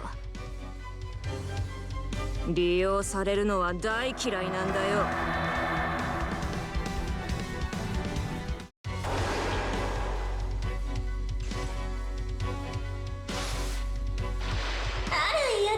ハイカブリがいる。どうして王子様はあんな子を選んだのかしら。王子様も騙されたのよ。ま、見ていなさい。私たちを出し抜いた罰がそのうち下るから。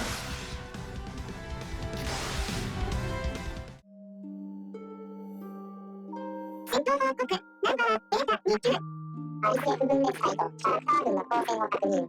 作戦要項87の時系路線へ収束いたしました。せっかく生き返ったんだ。私は私の好きにさせてもらう。まずはこのイカれた邪魔なアリスを何とかしないとね。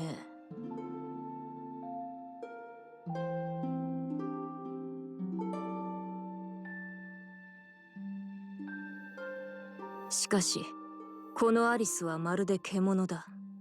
完全に暴走してるじゃないか。私も大概だけど、こいつはもう人とは言えないレベルだ。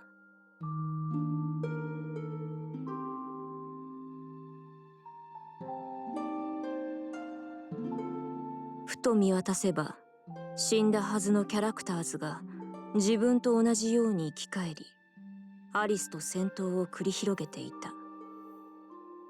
た。あいつらも契約を結んだのか。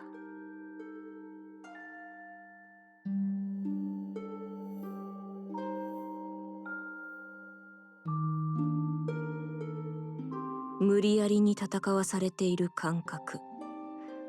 果たして私たちがアリスの餌なのか、それともアリスが私たちの餌なのか。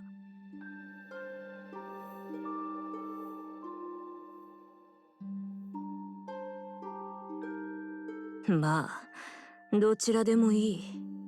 アリスも他のキャラクターズも全部私が倒せばいいのだから。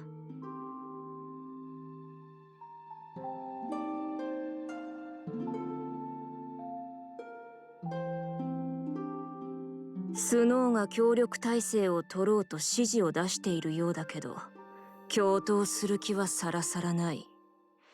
近づいてきた依存坊やを一蹴し、私はアリスの群れに突撃した。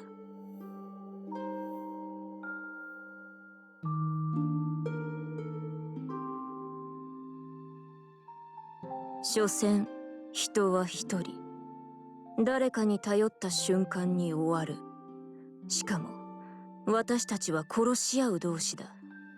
なぜ協力などできると思うのか。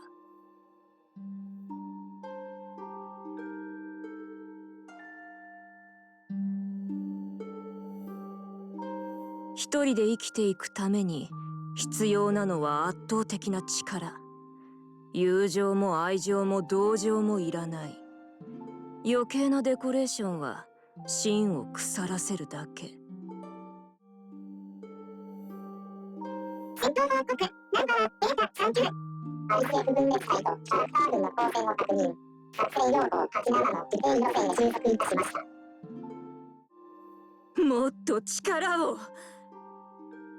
シンデレラがそう望めば望んだ分だけ体の底から力が湧き出てくる。これが契約の効果か。なるほど、便利だね。まあただってわけにはいかないだろうけど。と彼女は小さくつぶやく。ハイカブリは気づいていた。いつにも増して気分が高揚していることに。そのせいか思考がばらつき、体が勝手に興奮している。私を凶暴化させやがったな、あいつら。こらえきれない笑いが唇から漏れた。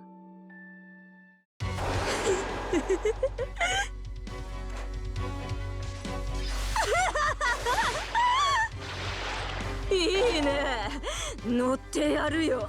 そう簡単に私を取り込めると思うな。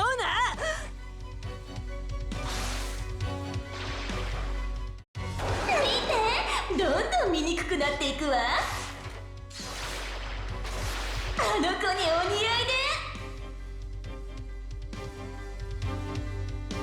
合いで。いい？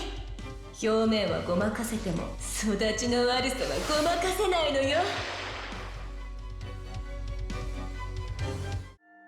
アリスの分裂体を殺すたびにシンデレラの力は増していた。その代償のように思考がかすみ、次第に衝動が抑えられなくなっていく。素敵じゃない。しかしそれを否定することなく、彼女はあえて受け入れた。湧き出る力に抗えば抗う分だけ精神と肉体を消耗してしまう。そうした先に待っているのは自滅の一言だ。私は乗り越えてみせる。たった一人でな。雄たけびを上げたシンデレラは嵐のように暴れ回った。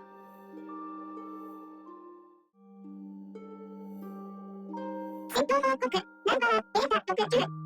シンデレラ F のエクステンド急上昇を確認。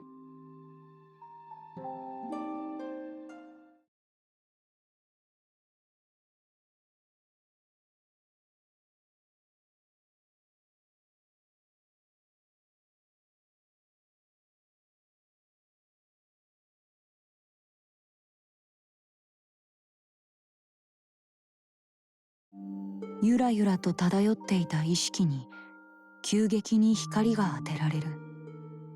深海の底から無理に引き上げられたような苦しさでピノキオは目を覚ました。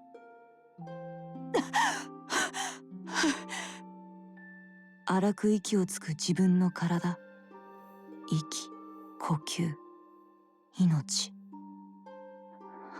生きている。胸に手を当てるとそこには鼓動がある。そうだ、僕は確か契約を結んで。大切な存在を思い出し、ピノキオはがばりと起き上がる。そこで初めて周囲をアリスの分裂体に囲まれていることに気づいた。何これ、アリスさんがたくさん。どうしよう、どうしたらいい。ねえ、僕の杖。あれ、どうして杖がいないの。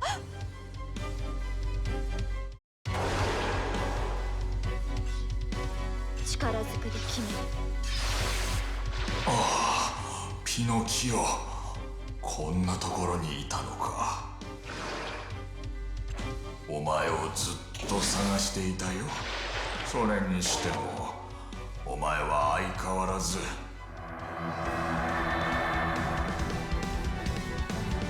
自分で物を考えるのが苦手なようだね。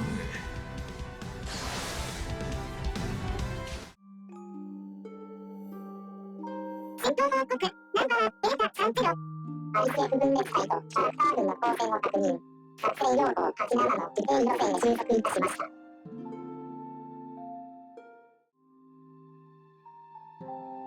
どこからか声がする。お前の杖は死んだのだと。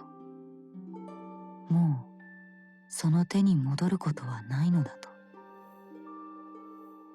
ああ、僕は守れなかったのか。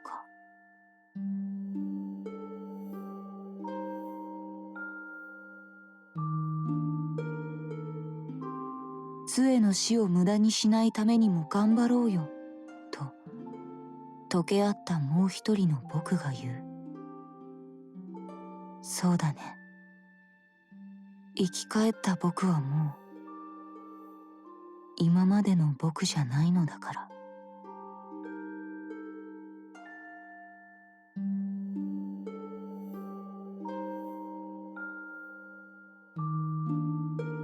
ピノキオは最後には本物の人間になる。だからこの先どうするかを自分で考えて自分で決めよう。そのためにも暴れるアリスさんたちをなんとかしないと。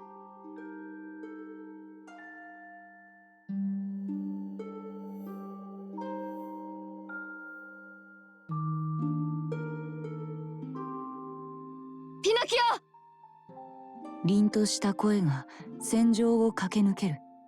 振り向けばそこにいたのはスノーさんだった。頭の中に声がとか言ってるけど大丈夫かな。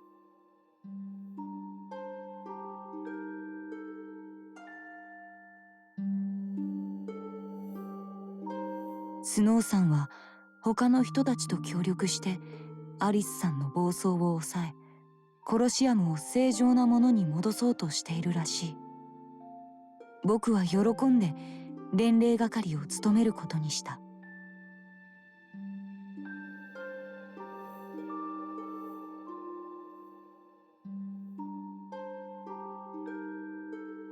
戦場に散らばるキャラクターズを見つけては協力するよう声をかける。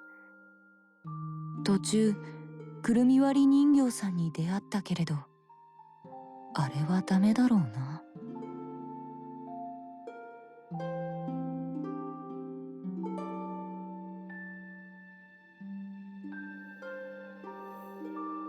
ふと同じ気配を感じた。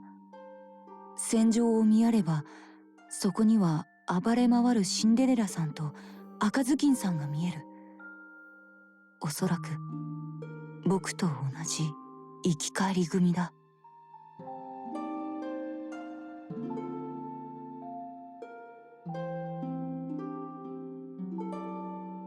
シンデレラさんと赤ずきんさんは暴走しつつあるように見えた。僕もいずれああなってしまうのだろうか。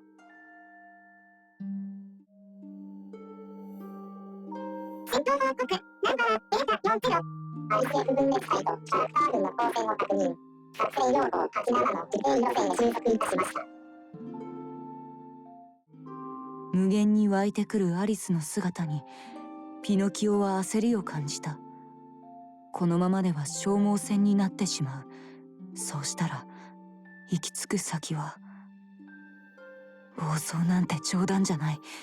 僕はやっと覚悟が決まったんだ。自分でいろんなことを決めるって。だからスノーさん、援護します。ピノキオの的確なサポートがスノーが指示を取る時間を作り出す。僕は一人じゃない。そうだよね、僕の杖。ピノキオはアリスの群れを押し返した。僕の杖、君のことを考えると僕は強くなれる。だから見てて、頑張る僕を。生まれ変わった僕の姿を。ピノキオ、誰かに頼るのはいいのか。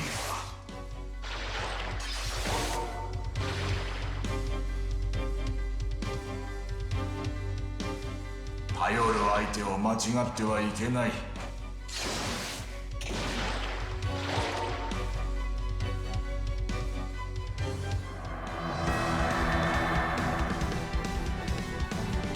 散々痛い目を見てきただろう。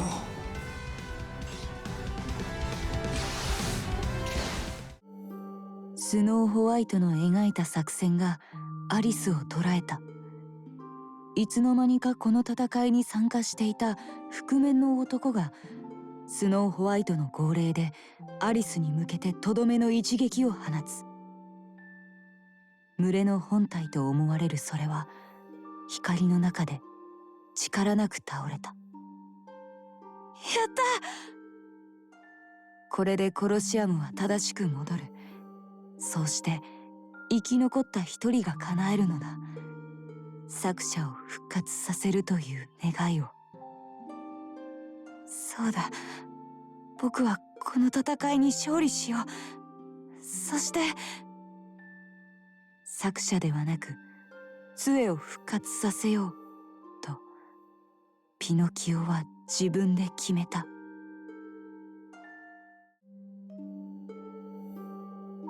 戦闘報告ナンバーデータ70。ピノキオへの X 点の上昇を確認。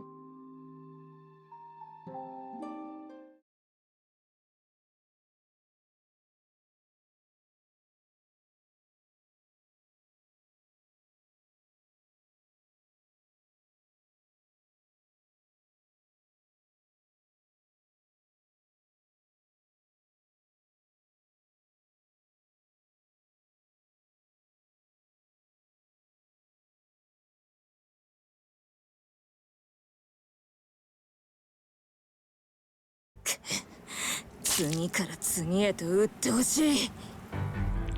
闇雲に倒してもキリがない。何か手を打たないと。ああ、うるせえ。私は好きにやらせてもらう。消えろ死ね。何しやがる。油断してるからだろ。集中しろ。気味が悪いですね。もう喧嘩は嫌。失うのも嫌。いただきます。食べる前にアリスが消えちゃったよ。新鮮なうちに食べないとアリスは消えちゃうんだ。ねえ、あれ見て。あのアリスだけ消えない。本体とか？あれが本体か。どうにかして足止めできないか。夢の中でも眠れるのね。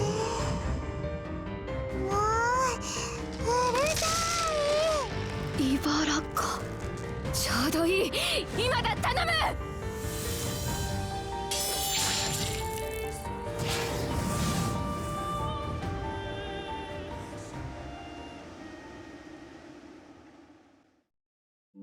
これで終わりなのか。血まみれのスノーがつぶやく。化け物じみた再生能力と対峙し続けたキャラクターズたちがようやくアリスの死を確信したのは、おびただしい数のアリスたちが同時に無産し始めた時だった。しかしまだ警戒を解くには早すぎた。一体だけわずかに無産する速度が遅い個体が最後に頭部だけが残された状態で近くで慢心していたピノキオに食らいつき、その体を侵食し始める。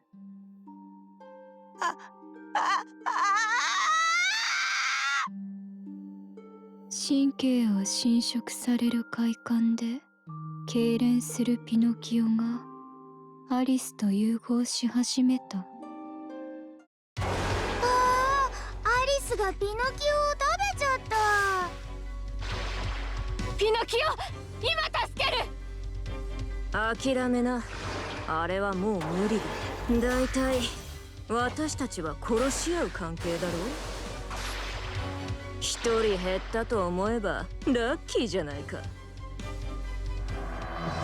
あなたは。いや、今は挑発には乗らない。アリスを止めることが最優先事項だ。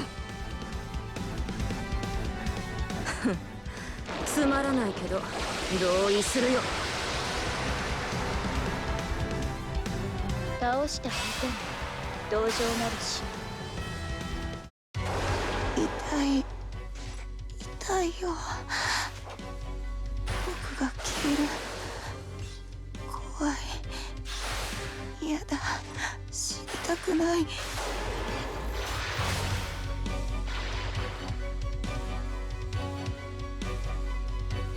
っと覚悟ができたのに、自分の意志で決断しようって。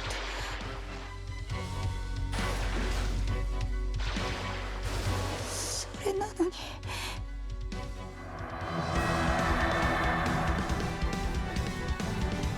助けてよ。僕を見捨てないで。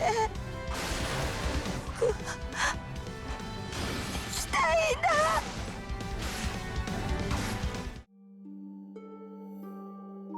戦闘報告ナンバー0-1-7-8。アリス F による日野上映の捕食を確認。作戦要項427へ作戦の変更を要請します。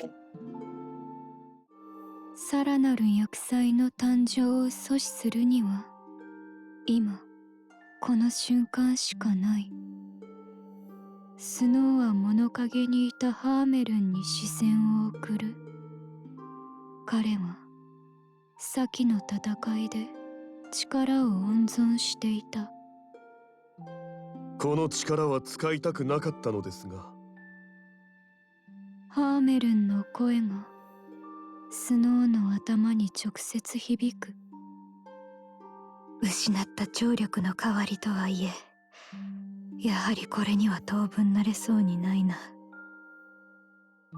スノーが顔をしかめた瞬間、ハーメルンは周囲への被害などお構いなしに全身全霊の一撃を放った。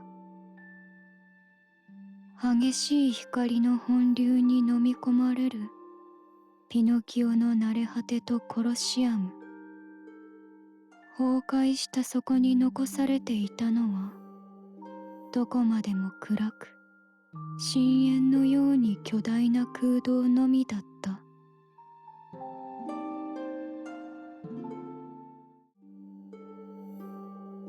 戦闘報告ナンバー0.179、作成変更を受理いたしました。実験プラントの発地開放を許可します。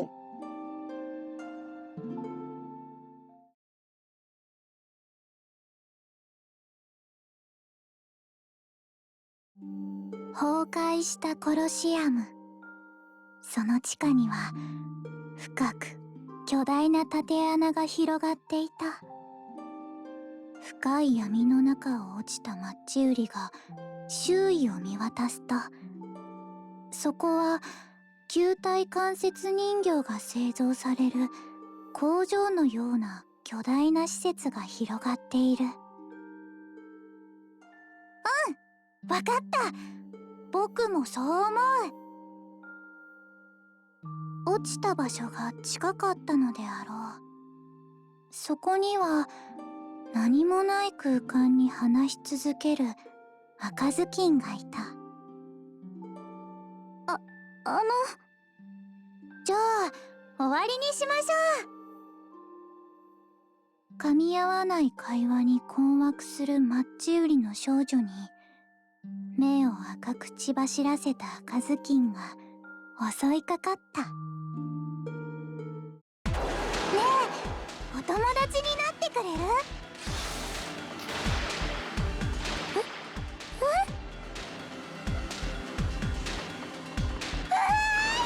嬉しいです。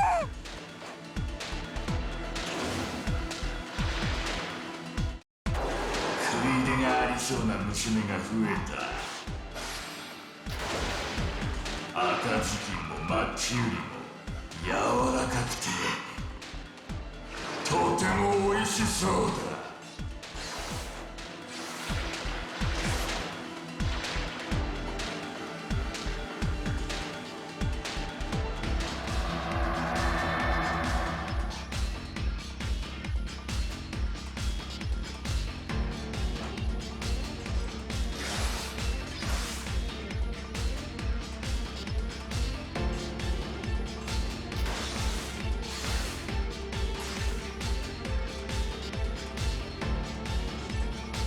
叫び上がれ。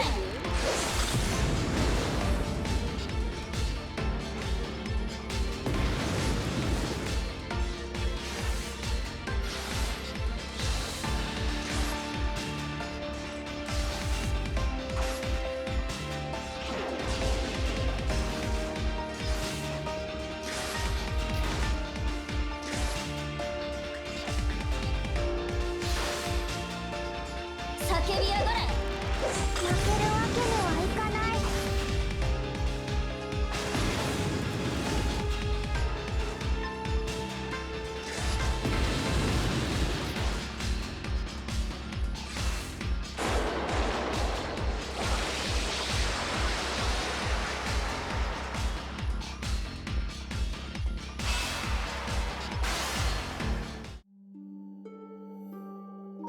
戦闘報告ナンバー0.19879、キャラクターズ全員のベータギルドシップへの乗船を確認。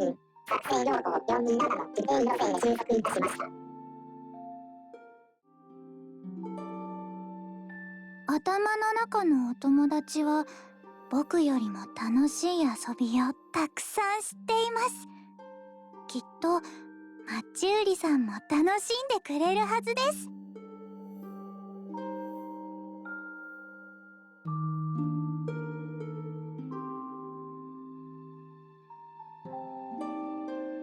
寒くて寒くてどうしようもない日に赤ずきんみたいになる人を見たことがあります。頭の中の神様と話し始める人たちを。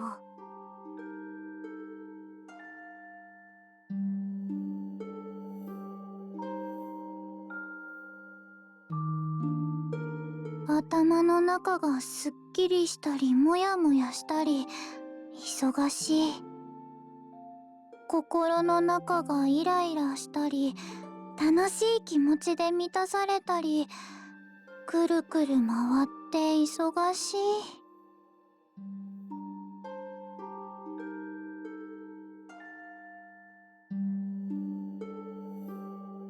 私も心が壊れてしまいそうになったことが何度もあります。その時に支えてくれたもう一人の私がいなかったらきっと。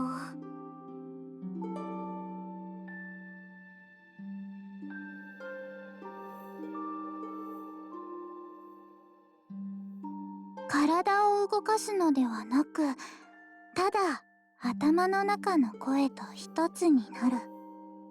そうするだけで頭も体もすっきりしました。まるで生まれ変わったみたいです。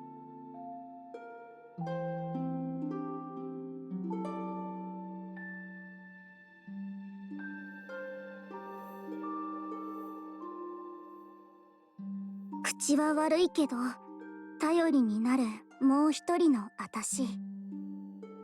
今ここにいたらどれほど心強いだろう。でも私も変わらなくちゃ。もう一人の私みたいな強い人に。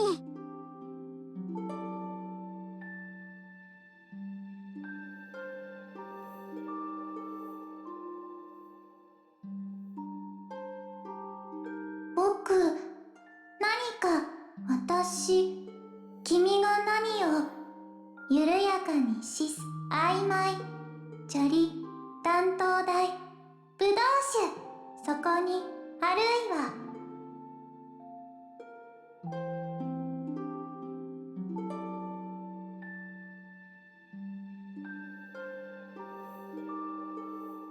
よし、とにかく赤ずきんを助けましょう。それがダメでも救済手段を探さなきゃ。戦闘報告ナンバー24300赤ずきん名およびマッチラー F のエクステンド値 7739% 増加。計測値バージョン2130の動作異常なし。赤ずきんは次第に人間離れしたものになっていた。はじめは言動、次に攻撃パターン、そうして人体の構造や脳の制御を超えた力の使い方へ。赤ずきん、私の声が聞こえますか？無駄だと悟りつつもマッチ売りの少女は何度も何度も呼びかける。これくらいではへこたれませんよ。貧乏ゆえの辛抱強さ、思い知ってください。大好きです。言葉は通じ合えなくても二人の表情は同じ。どこまでも純粋な笑顔を浮かべていた。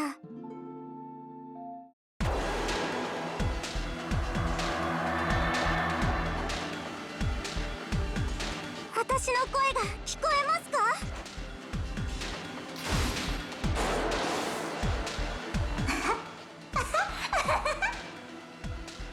はい、はい、わかりました。赤ずきん？はい。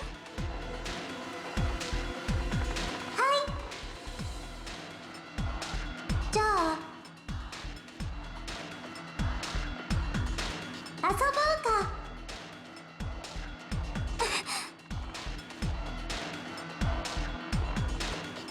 まだこんなところでは。諦めるわけにはいかないよな。遅いよ。だったらもっと大きな声で叫びやがれ。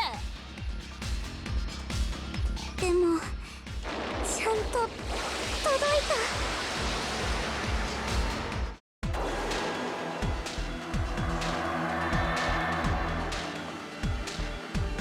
ここに漁師はいない。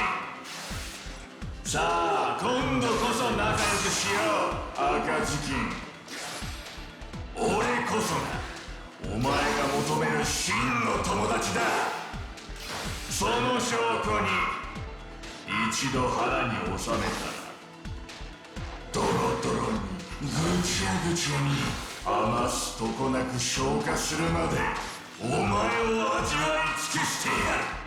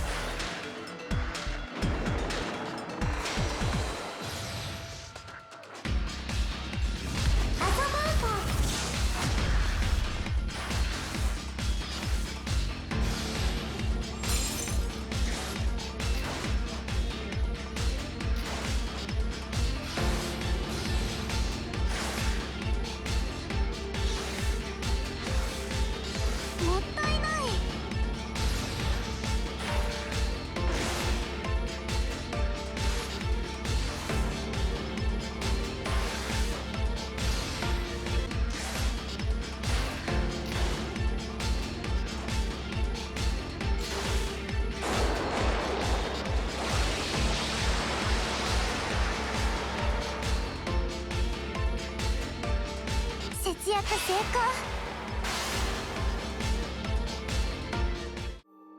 黒と白、二人で一人のマッチ売り、二人で何度も不条理を乗り越えてきた。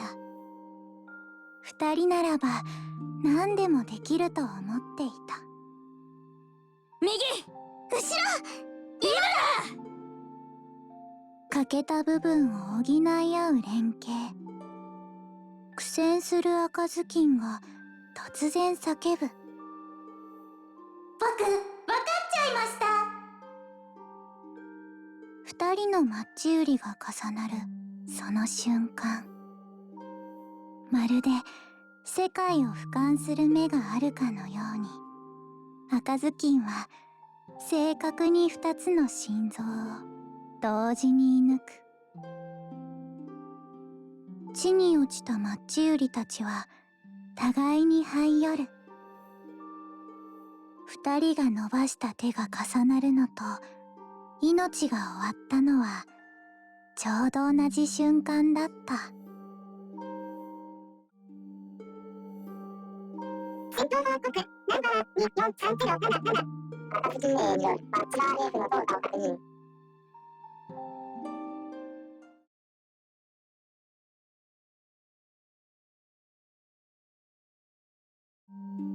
真っ暗な闇の中、覆面はひたすら走っていた。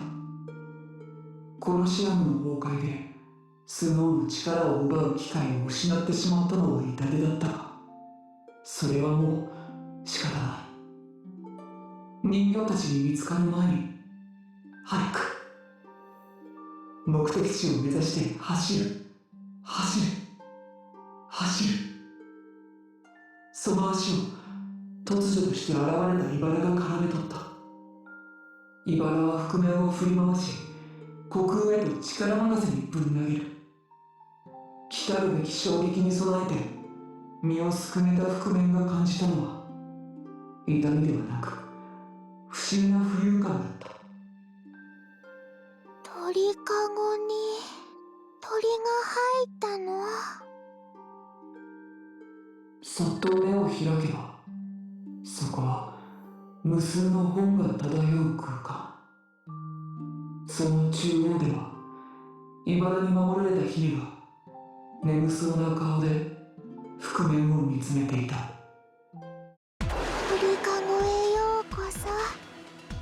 りさん、ここはとっても寝心地がいいのよ。くそ、茨城の鳥顔か。なんでこんなところで警戒しているんだ。アニメの一番嫌なやつに捕まった。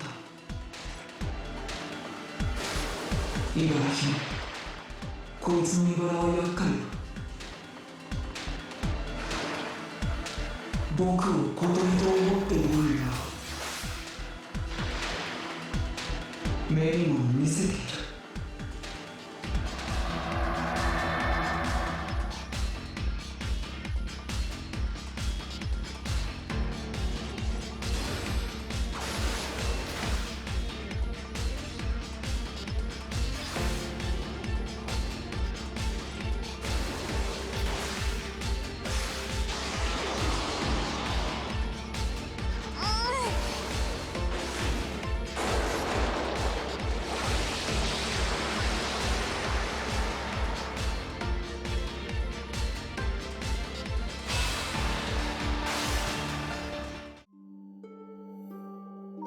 戦闘報告ナンバーベータ19880。キャラクターズ全員のベータギルド疾病の情報を確認。作戦用法427の規定路線へ収束いたしました。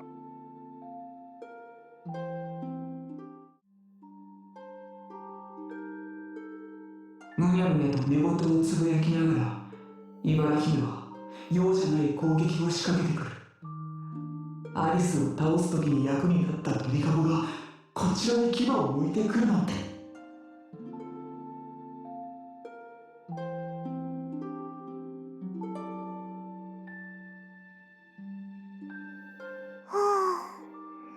ーに？そうね。私もそう思うわ。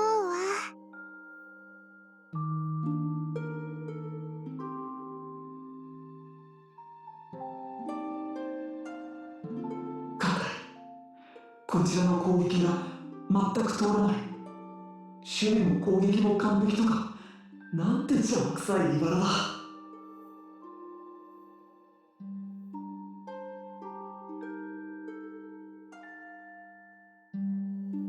美しい声で鳴く小鳥は眠りを誘ってくれるけれど、これはまだ前座。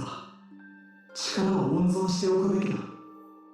けどこのままでは先に進めない。どうしたらいい？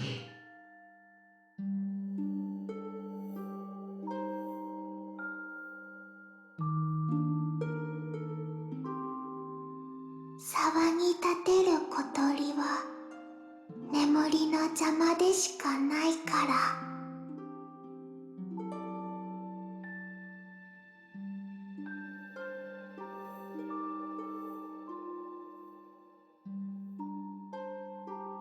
ダメだ。温存していたらこちらがやられる。手を抜いて勝てる相手じゃない。思い出せ。僕は何のためにここにいる。覚悟を決めろ。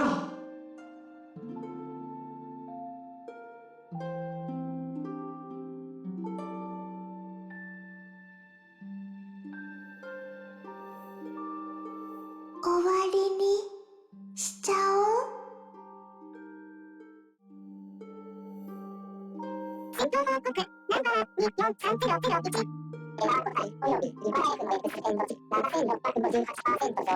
計測値バージョン2130の動作異常なし。わかってる。鳥かごに必要なのは美しい鳴き声。眠りを邪魔する声はいらないの。眠気を帯びた甘やかな声が下す無慈悲な宣告に、覆面は唇を歪めた。君のその眠りに対する欲望の強さを評価するけど、覆面は手にした武器に力を込める。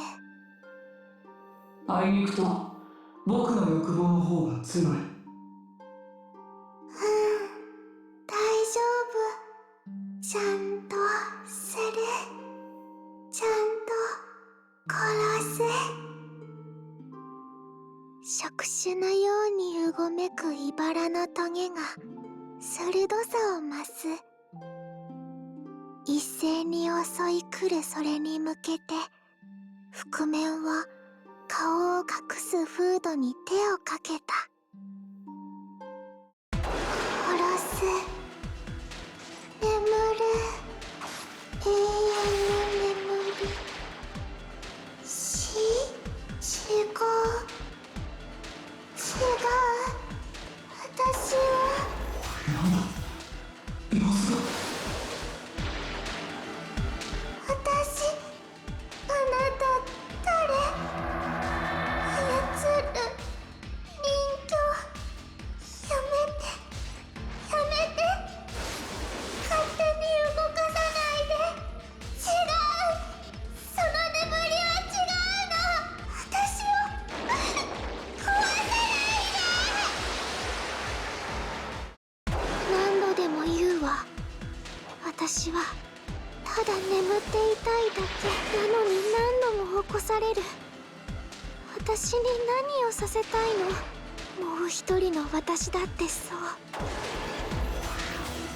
お願いだから、もう私たちを放っておいて。これ以上私たちで遊ばないで。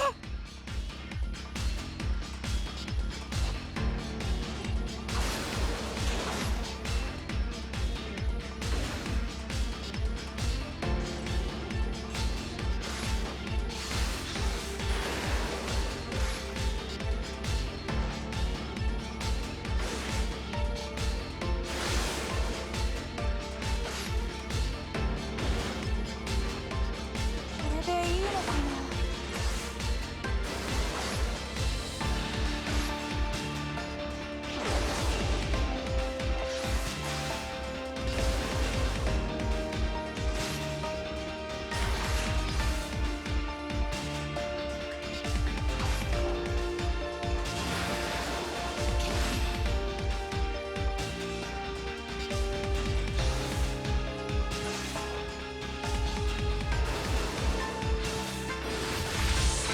これでいいのかな？しちゃおう。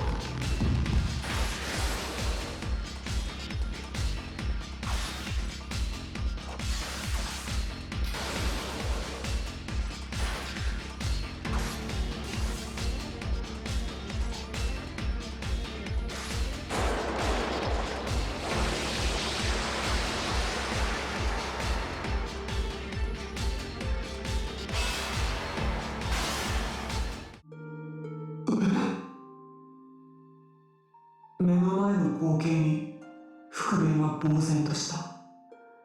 終始優勢だったはずの茨姫が自らその胸を茨で貫いたのだ。私、なんで？痛みより先に驚きが勝ったのか。茨姫はきょとんとした顔で誰かに問いかける。勝手に動かされるのはもう嫌だから。同じ唇から同じ声で答えがこぼれてる。それに茨姫は優しく笑って。ああ、そうね。私はただ寝ていたいだけだもの。ふわりとその空間からかき消えた。戦闘報告ナンバー24307エラー個体による茨Fの操作を確認。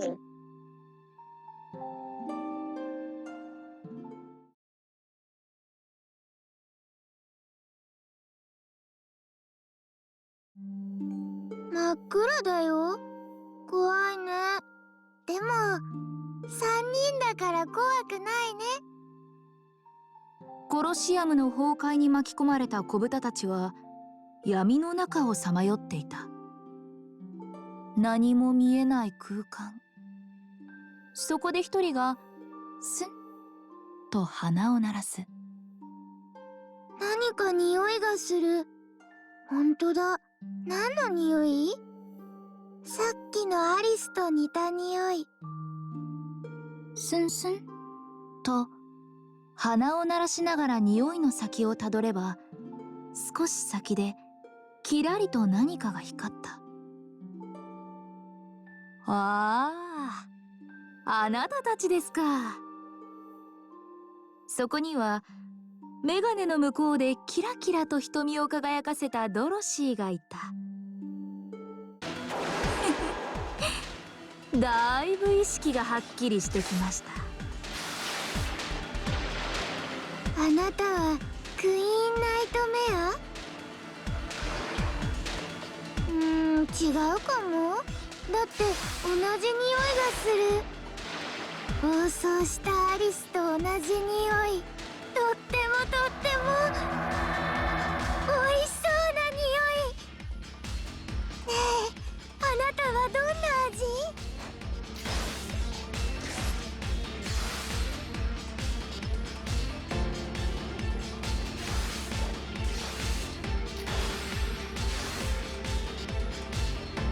クリームたっぷりパンケーキ。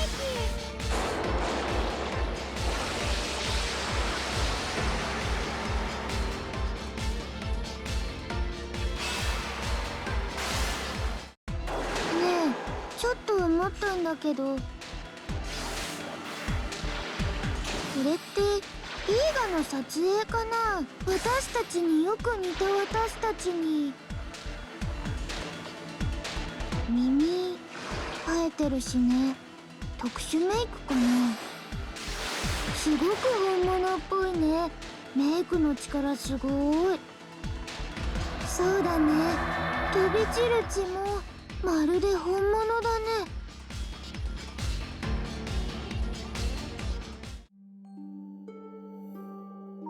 戦闘報告ナンバーベータ19881。キャラクターズ全員のベータビルド疾病の情報を確認。作成用法427の規定路線へ収束いたしました。会えたらいいなと思ってました。あなたたちに聞きたいことがあったんですよね。ずっと不思議に思っていたことがあったから。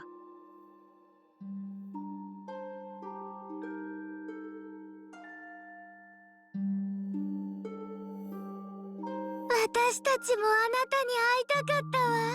だってとっても美味しそうだから。ねえ、一口でいいから食べさせて。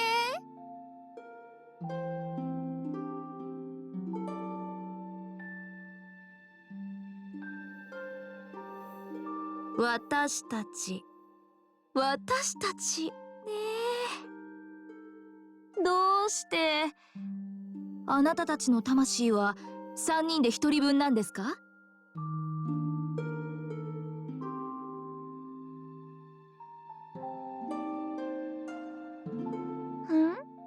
私たちは私たちだよ。3人で3匹の子豚だよ。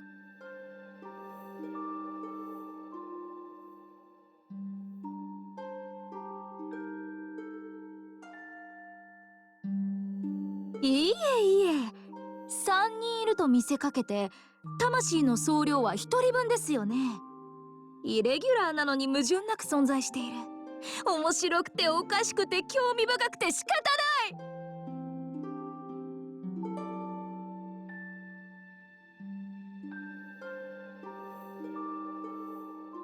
面白い？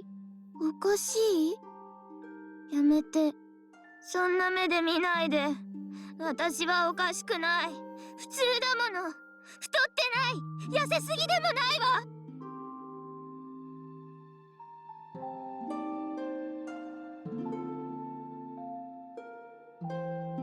私は太ってない。痩せてる方がおかしい。どうして私たちは同じでしょ？同じじゃない。あなたたちがいたから私たちはずっと苦しかった。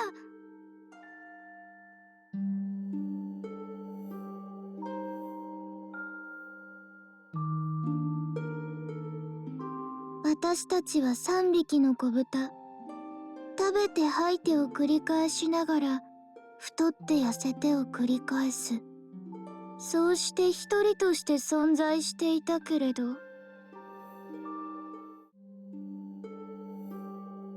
戦闘報告ナンバー24302ドロ CN およびイントルティックス F のエクステンド値 7777% 増加。計測機器バージョン2130の動作異常なし。いつも3人で一緒にいた。けれどそれぞれに家を建てて、そうして狼に襲われて3匹の子豚の運命は分かたれた。離れることがなければ最後までずっと一緒にいられたのに。だから離れてはいけなかったのに、気づいてはいけなかったのに。私たちじゃない。私は私なの。3人はそれぞれ悲鳴のように叫び出す。そうです。そしてそれがあなたたちの弱点です。ドロシーは狼のごとく子豚の一人に襲いかかった。あなたたちは3人で一人前ですから、一人でも欠ければそれでおしまいです。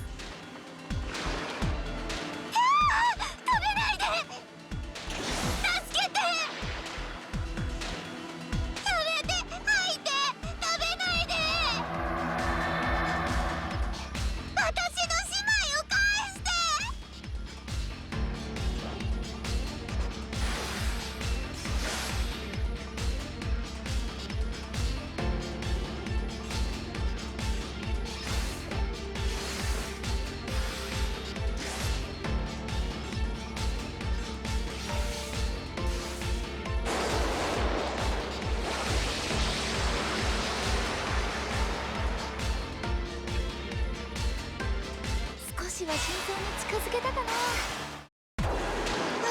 ひどい。見てられない。私たちが食べられちゃう。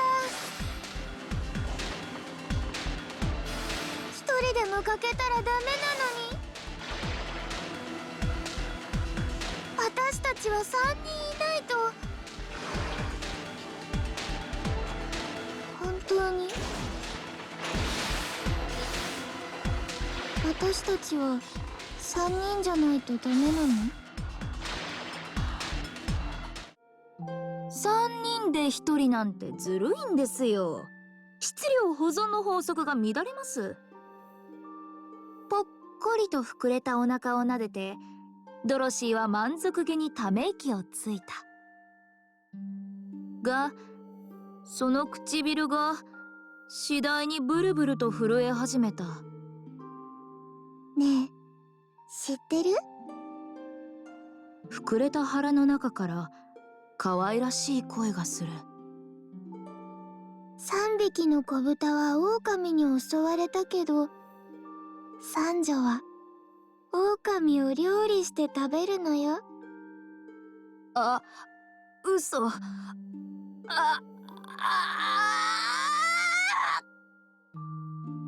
反撃する暇すらなく、ドロシーは腹の中から食らい返された。しぶきの中から立ち上がったのは、私たちは私。そうつぶやいた子豚は一体誰？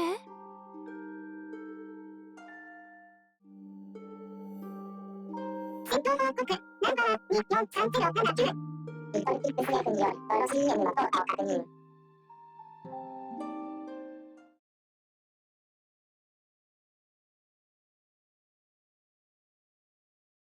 暗い。ここはどこ？私またうまくできなかったのかしら。そうか、だからまた一人なんだ。結局私は都合のいい存在のまま、本当の意味で誰とも仲良くできない。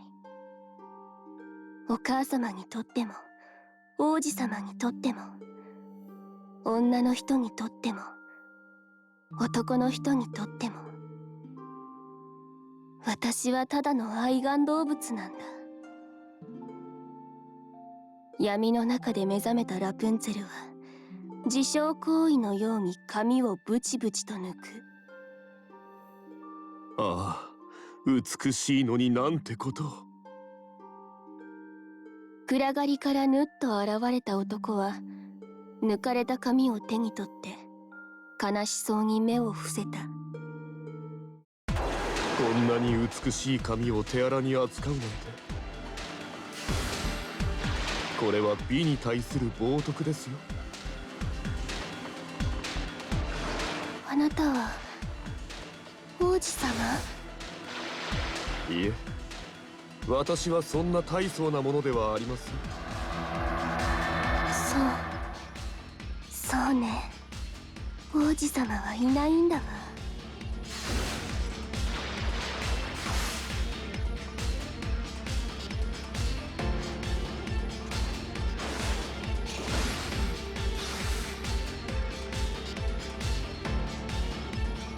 間接照明。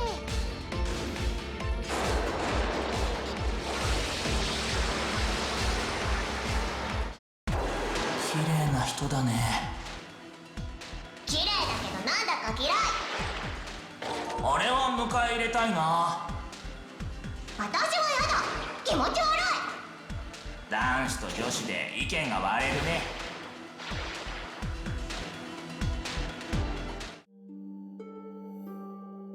戦闘報告ナンバーベータ19882。キャラクターズ全員のベータギルド疾病の情勢を確認。作成要項427の規定路線へ収束いたしました。蜂蜜色の美しい髪をした女性は、どこか焦点が合わない瞳で私を見つめている。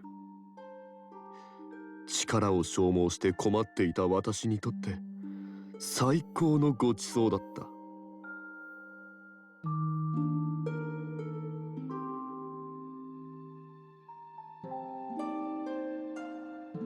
王子様じゃない男の人が私の髪にそっと触れた。いたわるような優しい仕草に目元がじんわりと熱くなる。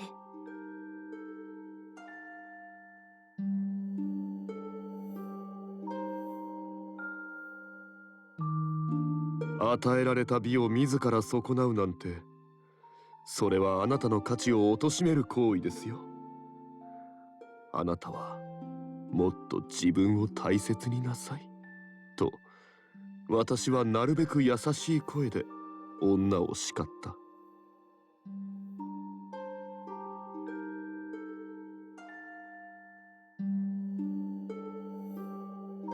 この人、私のために怒っているの？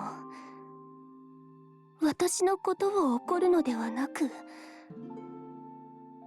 こんな人初めて会った。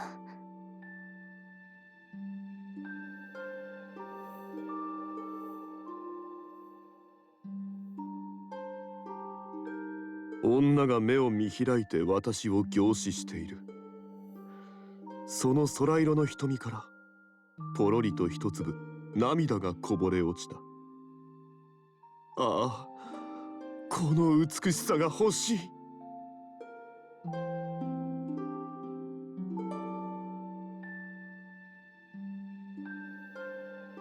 私を愛してくれますか？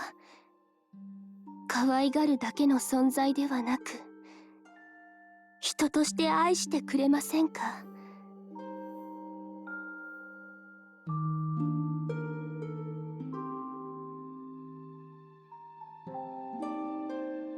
私はあなたを大切にします。あなたが損なわれないように、あなたが心安くいられるように、身も心も美しくいられるように。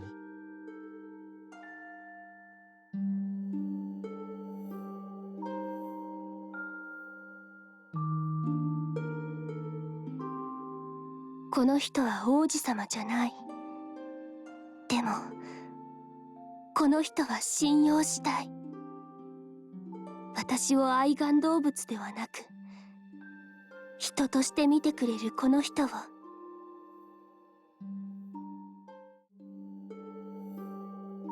戦闘報告ナンバー24303。ラプンツェル F およびカーメル F の X エンド値 2424% 増加。計測式バージョン2130など最上なし。私はあなたのために何かしてあげたいと思った。ただ純粋に私のためを思って叱ってくれたことへのお礼がしたかった。でも私はバカだから体しか渡すものが考えつかないの。そういう風に王子様に教えられたから。そう言ってさめざめと泣くラプンツェルの涙を指で拭いながら、ハーメルンはうっとりと微笑んだ。では、いただけますか？その体、その内に秘められたあなたの力を。ラプンツェルは花が開くように笑って自分の首を切り裂くと、そこにハーメルンの口を押し付けた。私の血を飲んで、私の力を吸って、どうせ私なんて生きているだけでみんなを不快にさせるのだから。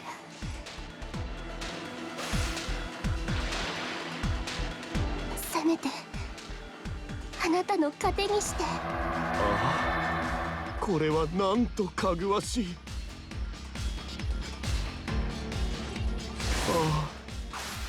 ああああ、重い。欲望が重い。私を愛して、私を受け取って、私と結ばれて、私の最後の人になって。思いが重い。飲み込まれる。素敵な人なら助けたんだけど。こういう女は同性に嫌われるの。ハーメルンも簡単に騙されないで。自分たちより美人だから妬んでんだろ。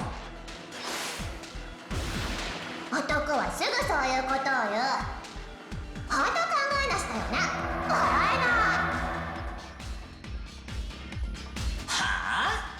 お前らはハーメルンが取られそうだから嫌なんだろ。目指すのは究極の美なの忘れてません？忘れてないよ。でもあの女は毒にしかならないよ。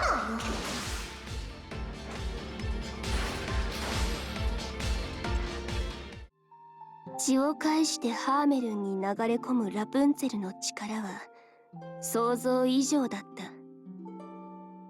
存在すべてを飲み込んでしまうような欲望の力に美しい男の顔が醜く歪む。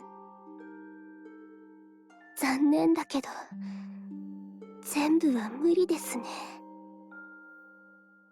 ラプンツェルは血を飲ませるために抱きしめていた男の頭から手を離す。そうしてゆっくりと口を開き、さよなら王子様じゃない人。目的を果たした塔の上の小鳥は光の粒となって消滅していった。別名をアダムのリンゴと呼ばれる喉仏に消えない傷を刻みつけて、ハーメルンの目から一筋の涙が落ちていった。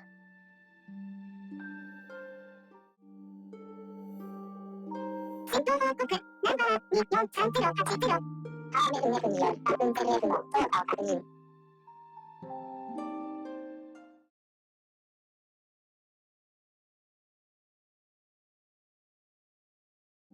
闇の中をスノーホワイトは走っていた。一歩踏み出すごとに増していく頭痛が彼女の足を速めていく。時間がない。飲み込まれる前に早く。焦りは視野を狭くし判断を鈍らせる。だから彼女は気づかなかった。足元に人形が転がっていたことに。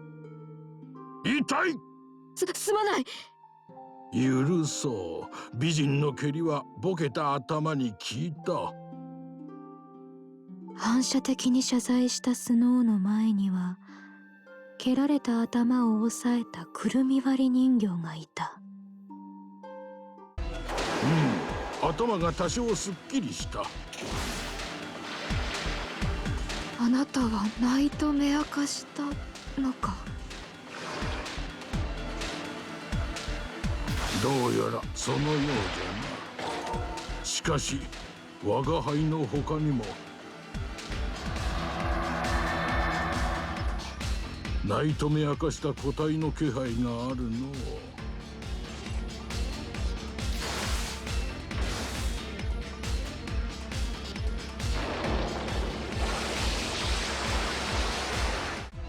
僕たちを退治した憎きくるみ割り人形。他の物語で活躍するのは許せないでちゅ。結局ネズミの王様を倒したのは誰か忘れてるでちゅ。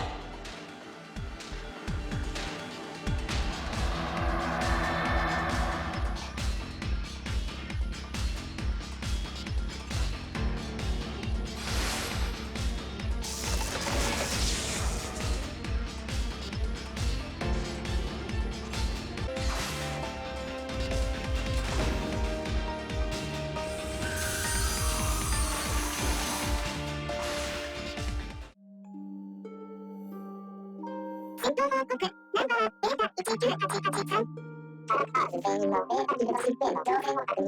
作戦用法427の規定路線へ収束いたしました。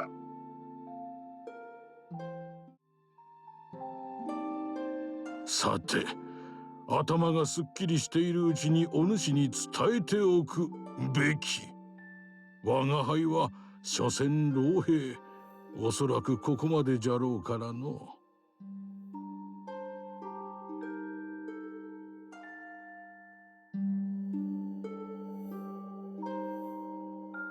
なぜ私に？あなたもまだ戦えるだろう。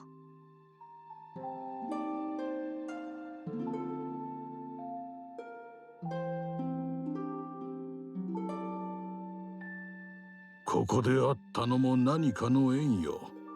あと単純に美人と話してイチャイチャしたい。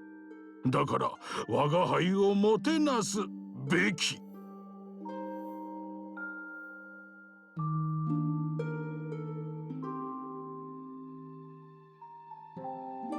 話を聞くだけなら。ただ今は頭痛がひどいんだ。なるべく簡潔にお願いしたい。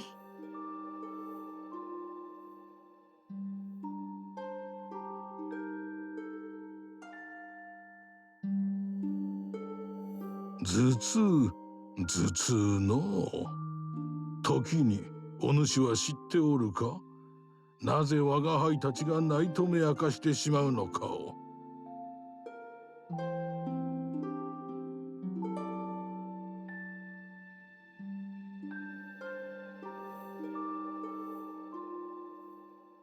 これはな、意志が欲望に負けたからじゃ。欲望に飲まれるとナイトメアとなる。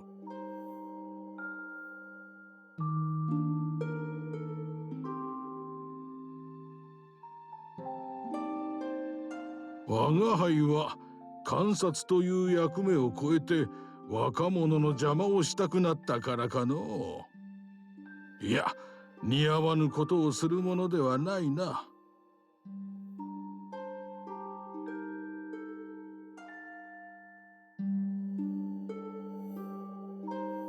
そしておそらくこれからナイトメア化する個体は増えるじゃろう。何せここから先は地獄が待っておるのじゃからな。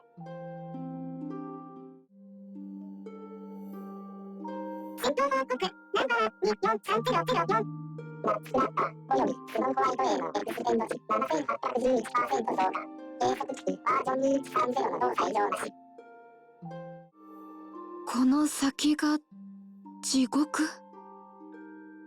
老人の語りにスノーは眉を寄せた。この状況はまだ地獄ではないというのか。そうじゃ。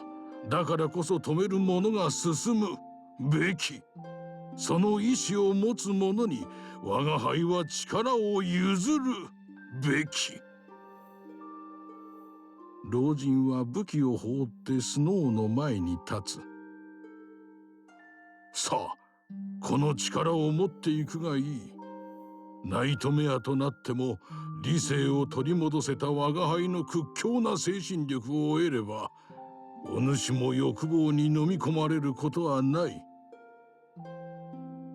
痛む頭を押さえながら、スノーは老人に手を伸ばした。お主に力を渡すことが我が輩がここにいる意味なのかもしれんな。さあ、はよう老害たる我が輩を殺せ。いつまで理性を保っているかわからんぞ。あなたは老害などではない。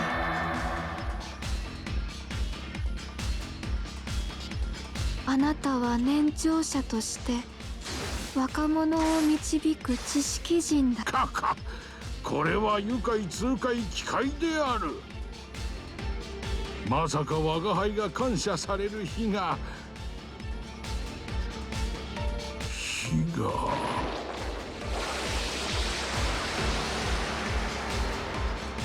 勝ち時をあげよ。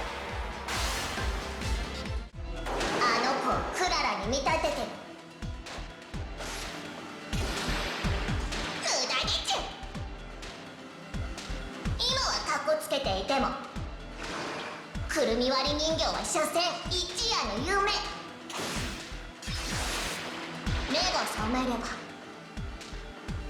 醜い人形に元通りでちゅ。嘘などではない。本当に寸前までくるみ割り人形はスノーに全ての力を託すつもりでいた。老害という己を縛る鎖を断ち切り、未来ある若者に道を開こうとした。なのに我が輩は何をして。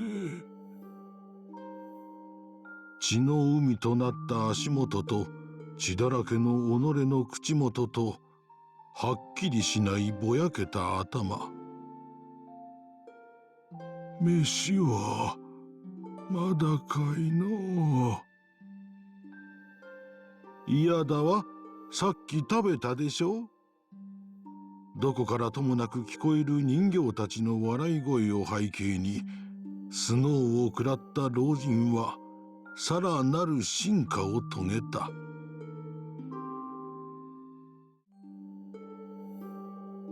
戦闘報告ナンバー2430811のスクラッカーによりスノーホワイト A の動作を確認。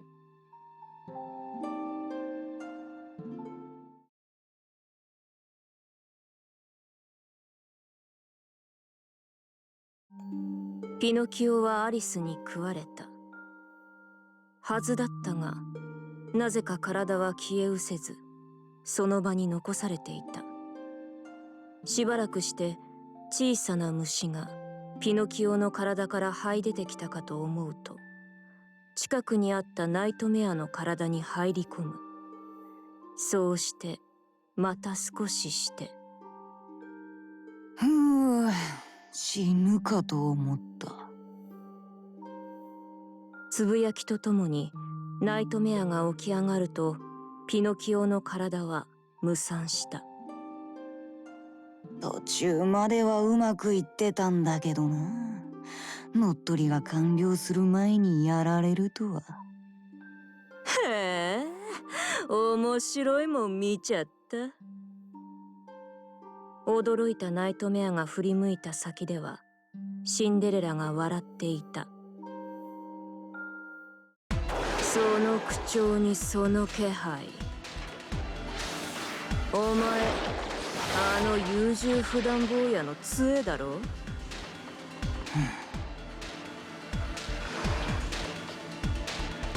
なるほどね。杖が本体だった。うるせえよ、クソババア。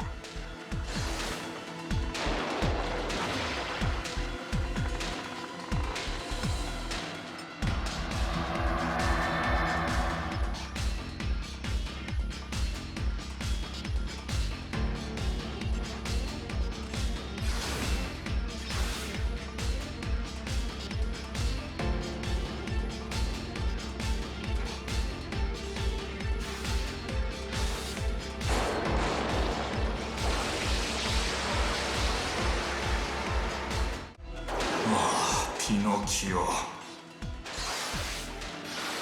お前は昔から何も変わらない。いつも目の前のことに夢中になって本質を忘れてしまう。それでは人間にはなれないよ。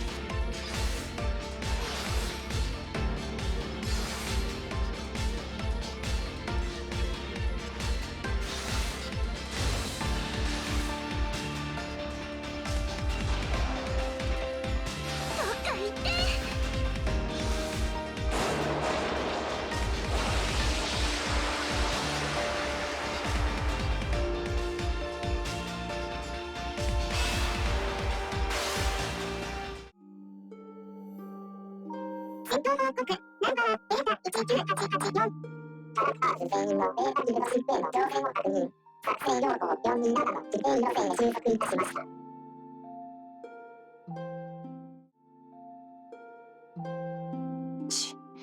面倒なやつに見られたな。こいつは簡単に騙されてはくれないだろう。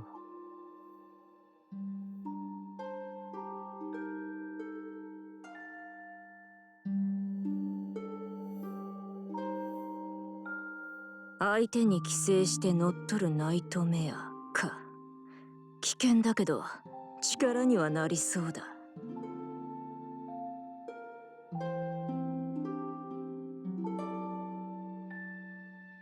甘く優しい声で女が誘ってくる。私を坊やの代わりにしないかと。確かにあのガキよりは強いだろうが。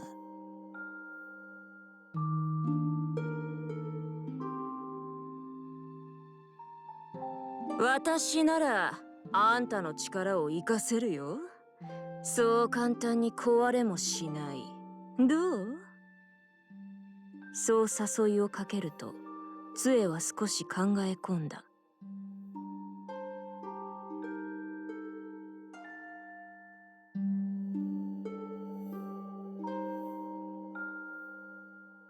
正直に言えばあんたの力と体は欲しい。だが真意が見えない。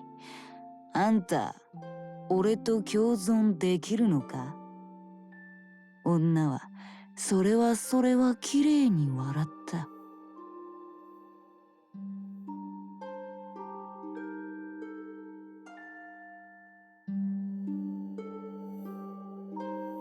私は力が欲しい。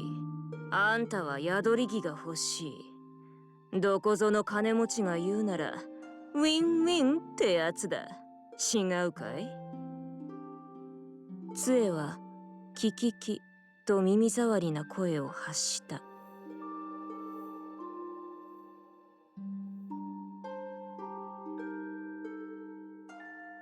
わかった。あんたに手を貸そう。あんたと俺は今日から共犯者だ。そう言って俺は女に歩み寄る。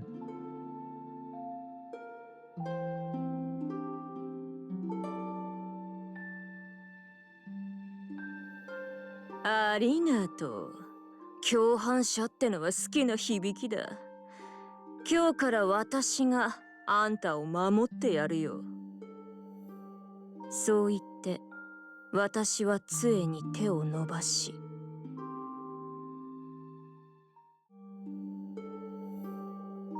戦闘報告ナンバー24305、シンデレラ F およびアンノーンの X 限度値 7836% 増加、計測値バージョン2130の動作異常なし。なわけねえだろバカが。はっ、そんなことだろうと思ったよ。互いを受け入れる姿勢を見せていた杖とシンデレラは一転して交戦状態に入った。やっと自由になれたんだ。今さら別のやつに従ってたまるかよ。その考え方よくわかるよ。誰かに従うってのはストレスがたまるしね。そういう意味ではあんたとは仲良くやれそうだと思ったけど。シンデレラは杖が寄生したナイトメアに照準を当てにやりと笑った。あいにく共犯者は始末することにしてるんだ。さあ力をよこしな。そしてお前は消えろ。この女やっぱり可愛げがねえ。可愛げなら坊やの方があったかもね。くそが俺を助けろピノキオ。ピノキオピノ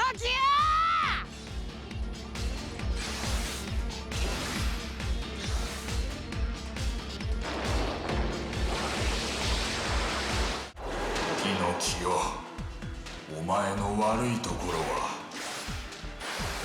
物事を単純に考えてしまうところだ。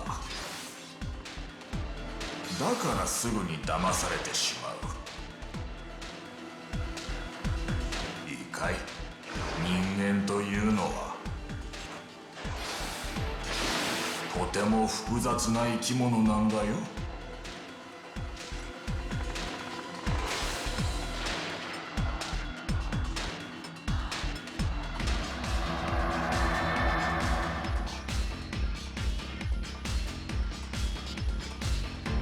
力加減間違ってません？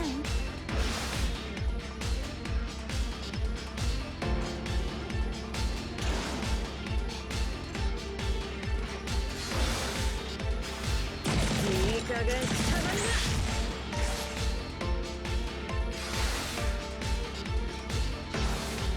いい加減下がりな。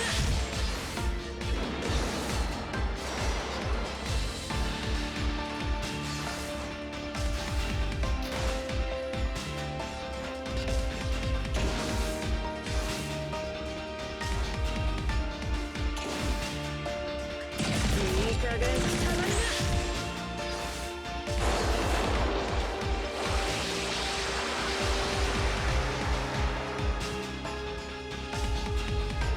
怖かった。シンデレラは杖から力だけ奪うと、その意志を消して自身の腕に寄生させた。なかなかいいじゃない。さすがにこの状況は人形たちも考えつかなかっただろうね。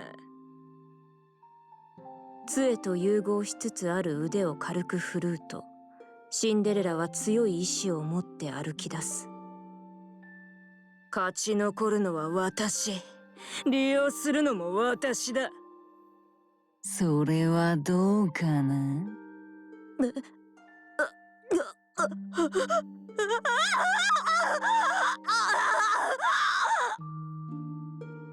腕に寄生させた杖の細胞があっという間に彼女を侵食し、そして人型は動かしやすいな。もはやシンデレラでもピノキオでもない別の生き物がそこにいた。戦闘報告ナンバー243082。アンモルによるシンデレラ F の効果を確認。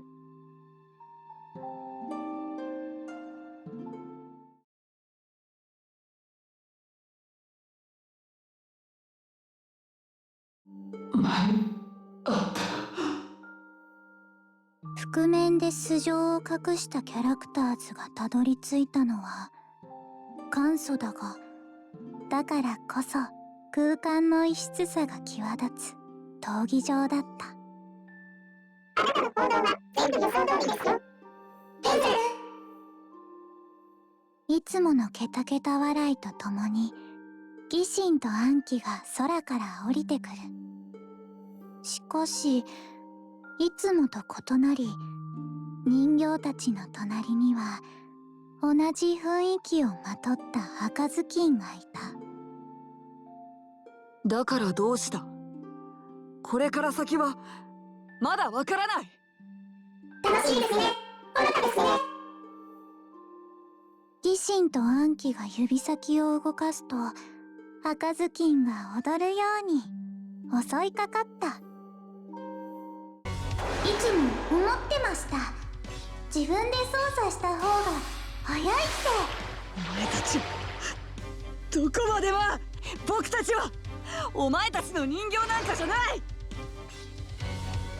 ならばここで示すのです。そのセリフ後悔するよ。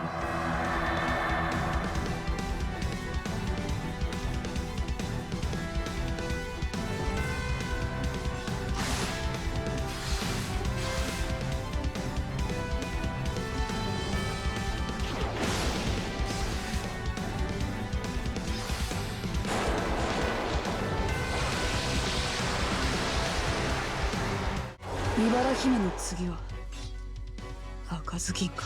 次から次へと壊して楽しいか。お前たちにとって僕たちは単なるキャラクター。けれど今この世界で生きているのは僕たちだ。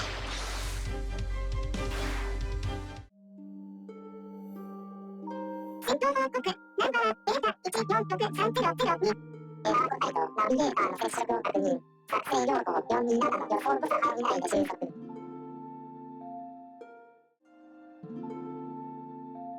膨大な戦闘記録から最善手を選択する。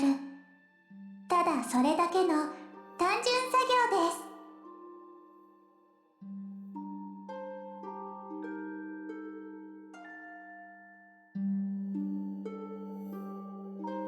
運命だとか因果だとかくだらない。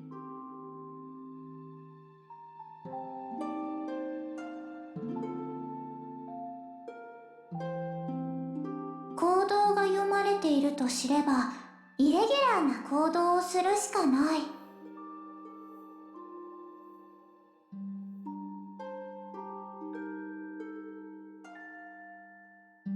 頭でっかちのやつらが考えたくだらない理論。口先だけで行動が伴わない半端者のざれ言なんて簡単に超えられる。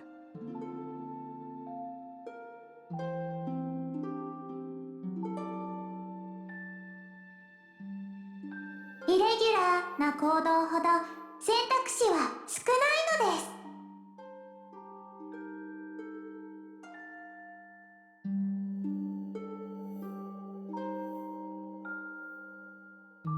す。死後の世界だとか未来などを下り顔で語ってもどうせ誰も見たことないんだ。この目で見るまで信じない。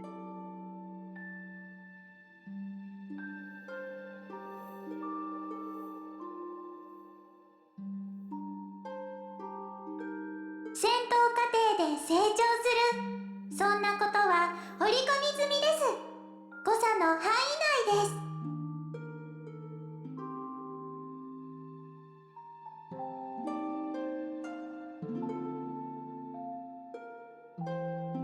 繰り返される最悪の出来事が僕を強くした。もはや先の見えない不安や恐怖なんてもので自らの選択を迷わない。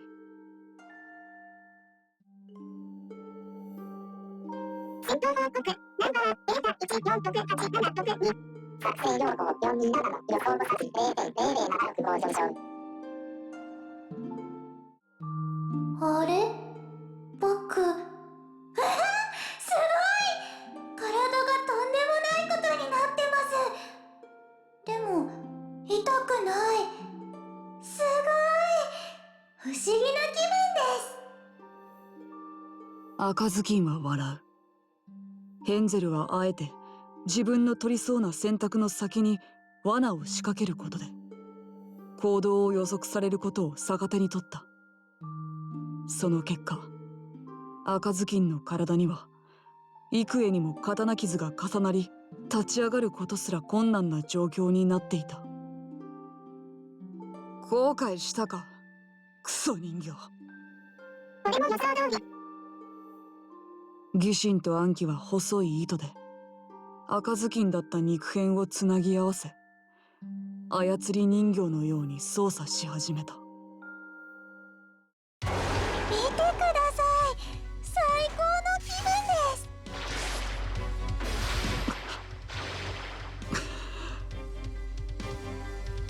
どうしてそんな顔をするのですか、ヘンゼル。赤ずきんは今最高に美しい状態ですよ。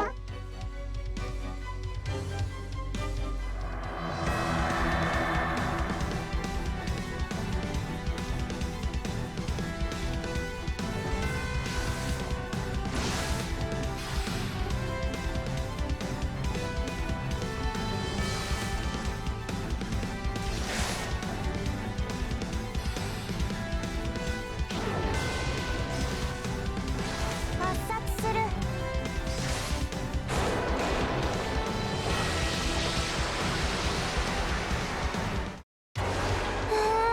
楽しい。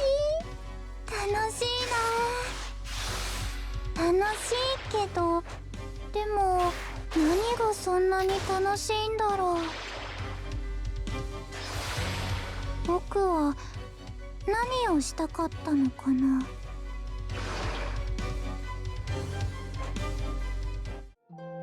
言動ではなくその行動で赤ずきんをもてあそぶ人形に怒りをぶつけるヘンゼル。どうしたんですか。もうオートプログラムだというのにまるで鼻立ってませんよ。常に人形と赤ずきんに背後を取られ続ける窮地の状況にも少しも動揺する素振りを見せない。それどころか、また今度ちゃんと遊ぼう。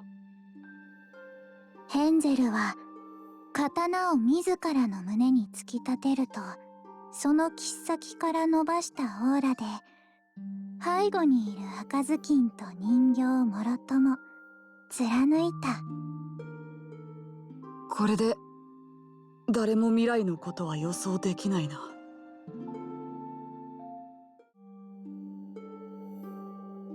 戦闘報告ナンバーデータ1474522作成用法427の予想誤差値 0.00839 上昇。地球監視体制の強化を要請します。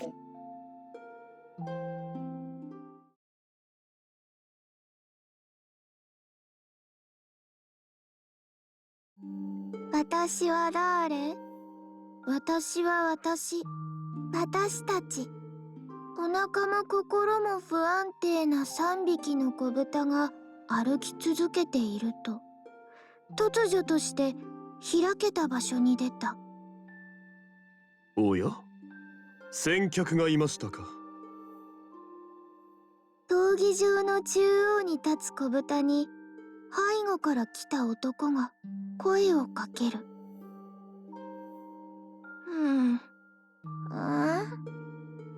なるほど、壊れかけですか。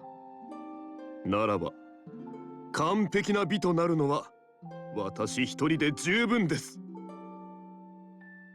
そういうなり、ラプンツェルの力で強化された己の力をハーメルンは子豚に向けて解き放った。ああ、なんて私は美しい。あの女の力と完璧に調和が取れている。私こそが美、私こそが勝者だ。うるさい。なんだ、力が増大していく。これはまさかクイーンナイトメア。なぜ子豚たちが、どうして。やめろ、私を食うな。私は美を極め。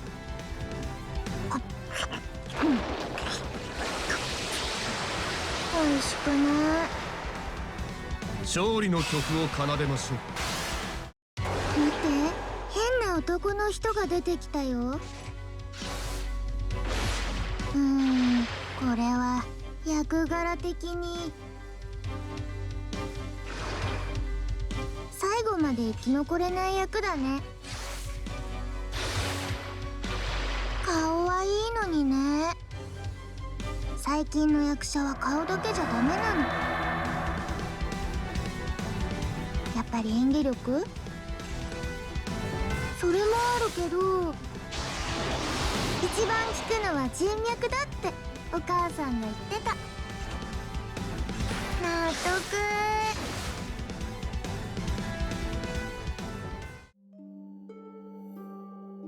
戦闘報告ナンバーデータ1463003リトルキップスレフとハーベルネフの接触を確認。作成用語427の規定路線へ収束いたしました。男の人を食べた。いろんな味がして継ぎはぎみたいであまりおいしくなかった。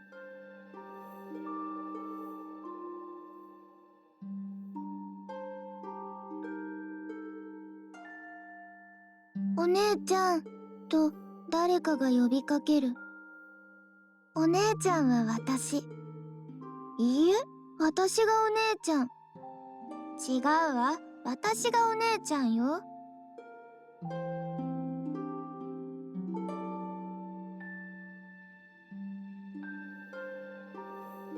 だいたい今までお姉ちゃんなんて呼んでいた？私たちはなんて呼び合っていたの？私たちに固有名詞はあった？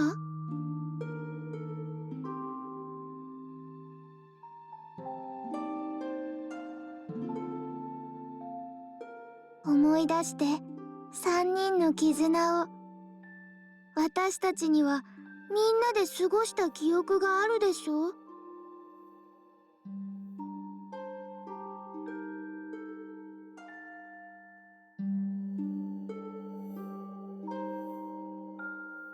みんなで協力して家を建てたでしょ？ 1番目の家は藁を使って、2番目の家は木の枝を使って、3番目の家はレンガを使ったわ。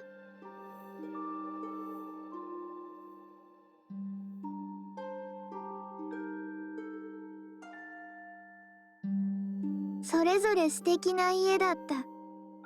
お母さんもとっても喜んでいたよね。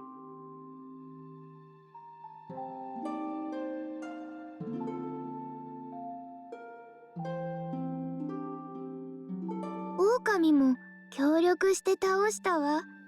その後みんなでバーベキューをしたよね。さっき食べた男の人と違ってとっても美味しかった。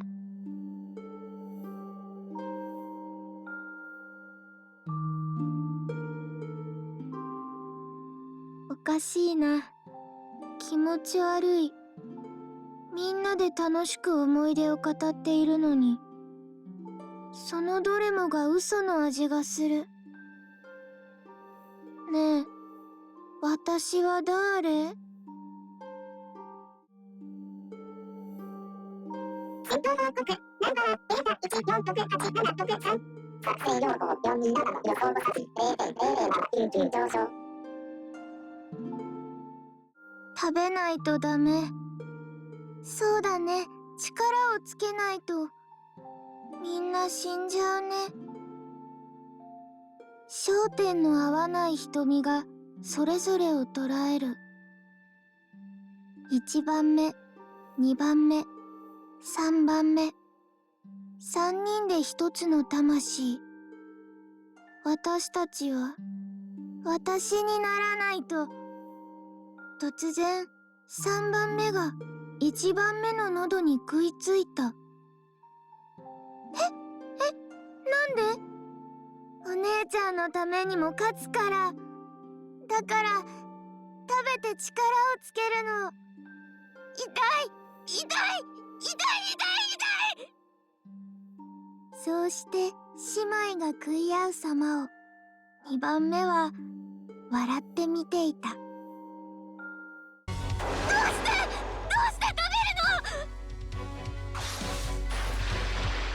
お姉ちゃんはとっても美味しいな。そうなの？それなら私も食べよう。やめて！やめて！でもあなたの方が美味しそうに見える。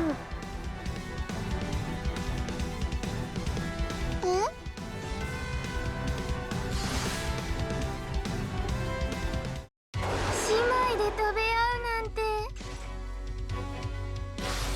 でもちょっとわかる。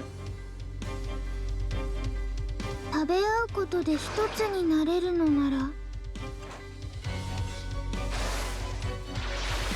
不完全な私たちも完全になれるのなら、私たちもそうすべきだった。大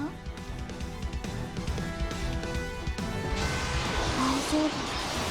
今はもう必要ないよ。私こそが美。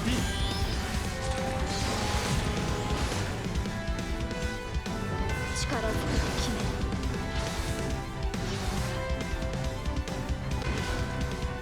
圧殺する。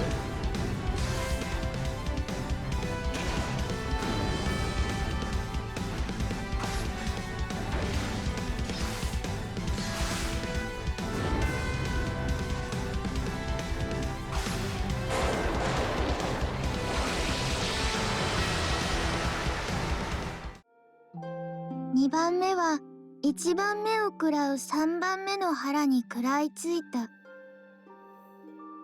ぱりあなたの方が美味しい。痛いよ。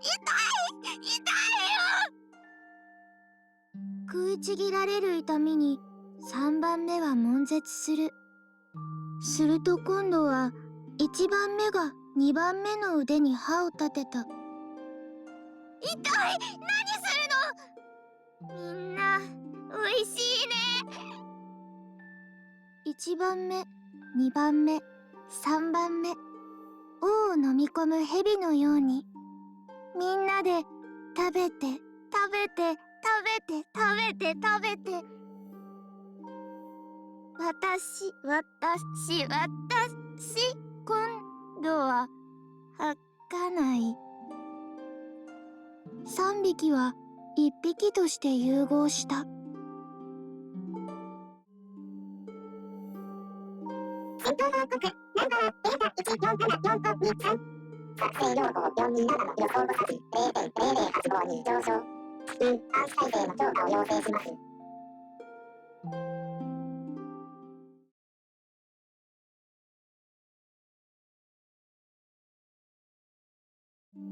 頭がはっきりとしない。しかし力だけはある老害と傍若無人な寄生杖が操る生物が出会ったらどうなるか、答えを考えるまでもない。邪魔だじじい。ああ、なんじゃったかの。力任せに振り抜かれる寄生杖の腕をかわすと、今度はくるみ割り人形が剣で切りつける。ごとりと落ちた人型の腕はしかし瞬時にして再生した。おかわりはいらんぞ。死ぬほど食らわせてやるよ。周囲を破壊しながら2体のナイトメアは容赦なく殺し合った。死ね、殺せ、消え失せろ。ああ、我が輩は何をしにここへ。知るかボケ。しっけえなボケとらん。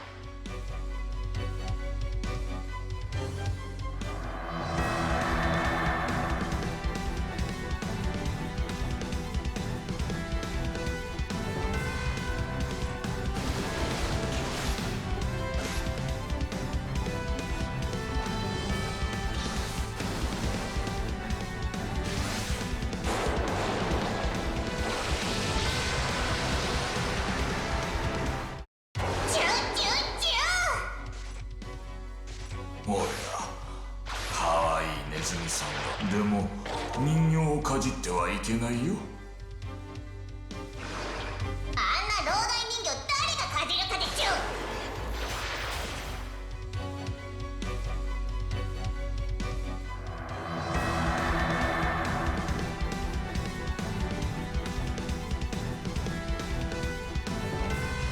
攻撃なのです。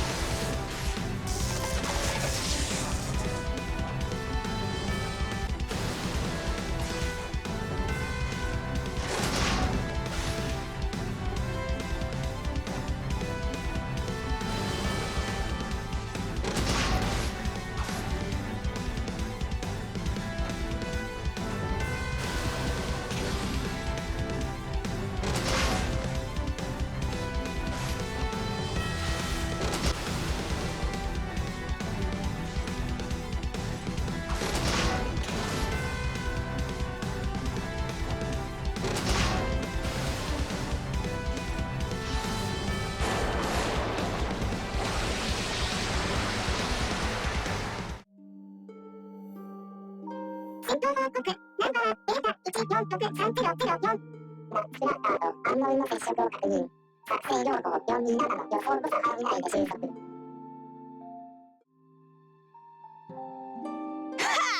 たまんねえな。自分の好きに無敵の体を動かせるこの感覚。自由自由自由自由はなんて素晴らしい。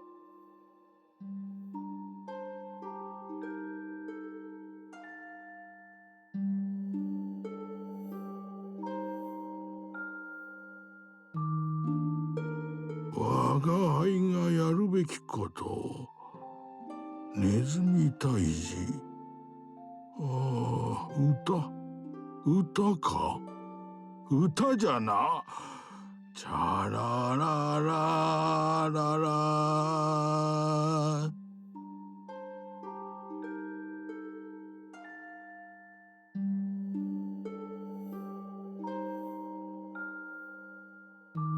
クソボケ老害人形はのんきに歌でも歌ってろ。力の使い方も忘れた老人はこっちに力を渡してさっさとお死にになられたらいかが。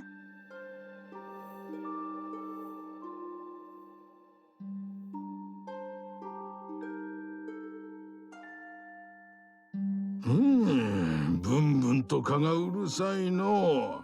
どれスパッと切って死んぜよ。ほれほれほれ。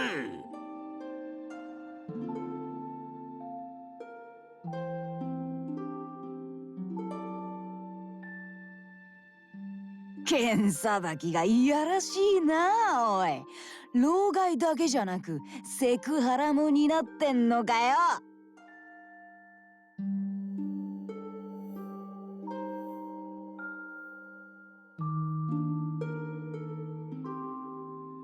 くるみ割り人形。ん？どこからか声がする。これは美人の声じゃ。なぜに我が輩の内側から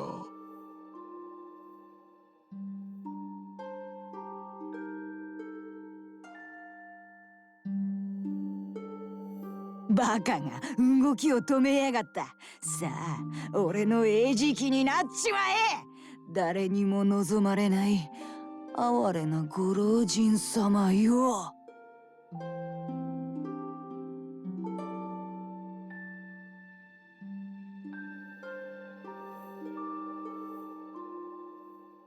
意志を取り戻せ。あなたならできる。石欲望に飲み込まれるな。そうだ。我が輩は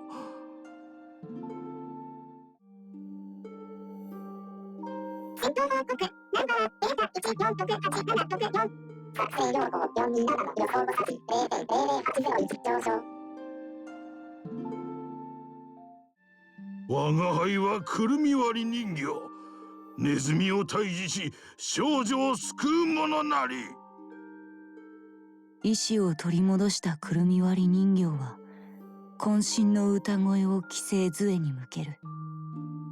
所詮は老害と蔑んでいた寄生杖は歌の威力を正面から受けて吹っ飛んだ。老人と侮ったのが運の尽きよ。しかし欲望に飲まれただ思うままに力を振るっていた反動がくるみ割り人形を苦しめる。面白い。正気に戻ったのかよ、ボケじじい。ち、頑丈なやつよ。ならば短期決戦と行くぞ。我が輩は若者に未来を託せなかった。我が輩が未来を奪ってしまった。その罪をあがなうためにも我が輩が勝ち残るべき。み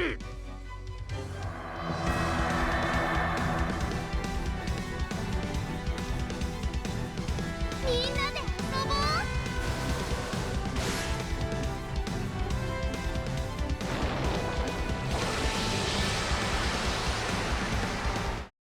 この人形は人の心を理解している。あの子もこうなれればよかったのに。冗談きついでちゅ。人形は所詮人形。人間になんかなれっこないでちゅ。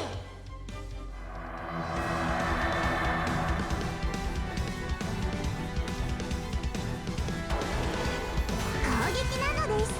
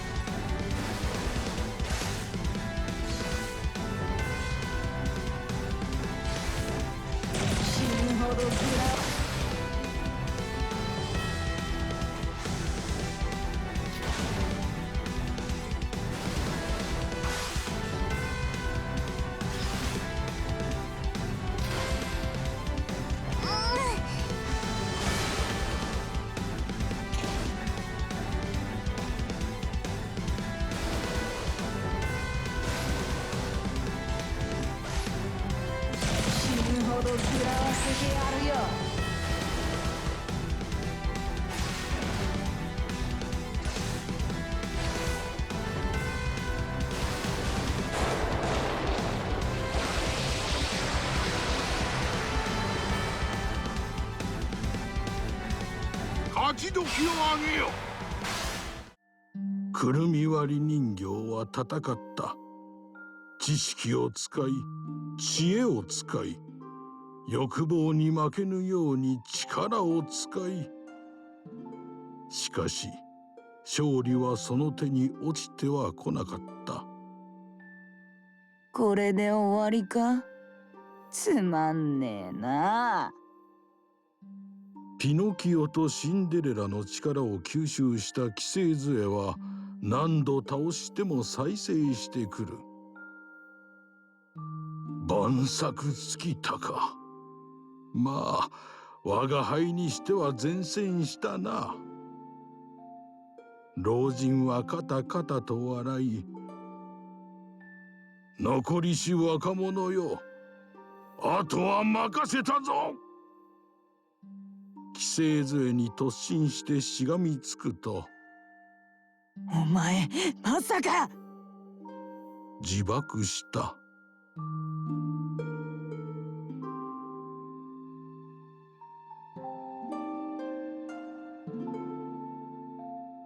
ずるずると肉を引きずる音がする。バラバラとなった肉片の間を針金のような虫がのこのこと行き交う。ずるずる、のこのこ。虫によって肉片がつなぎ合わされていく。そうして老人の自爆から逃れた寄生杖の本体は再び人型の生き物となった。だがその目には戸惑いの色が浮かんでいた。私は誰だ？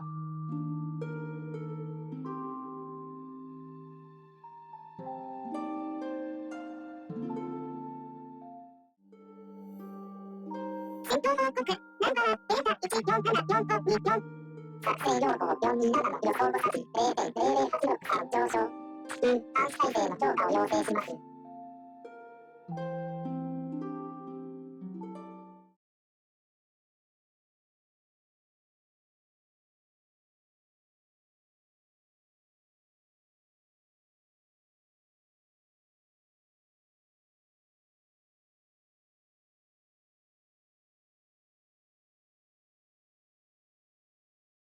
ピノキオ、3匹の子豚、そしてヘンゼル。と言ってもいいのかわからない状態ですが、ひとまずおめでとうございます。これより作者復活にふさわしい場所へご案内いたします。どこからともなく大量に湧き出した疑心と暗鬼が巨大なギルドシップを運んでくる。決勝会場はこの甲板の上。目的地にたどり着くまで殺し合うのです。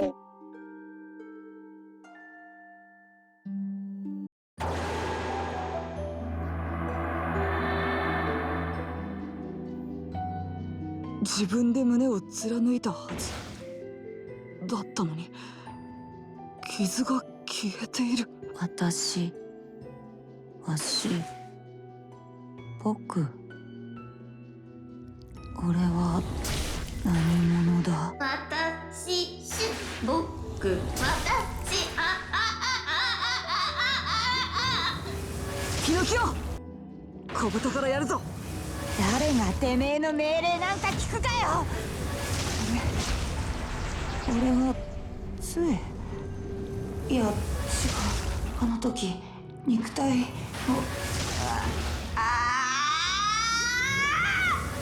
咲くよ、散るよ、欲望の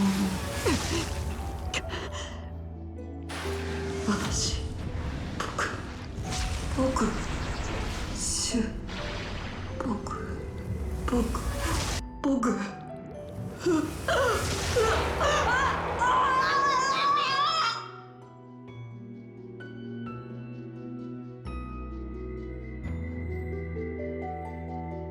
私は誰？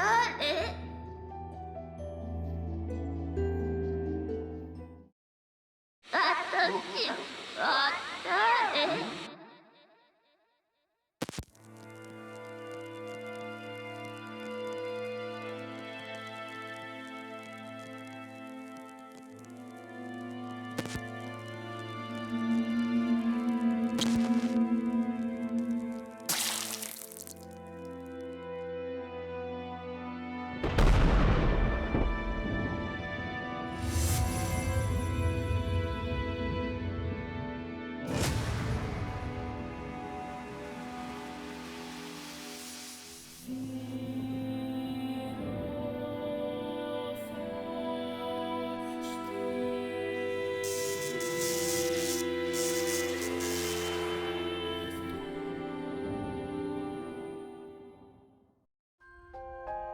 も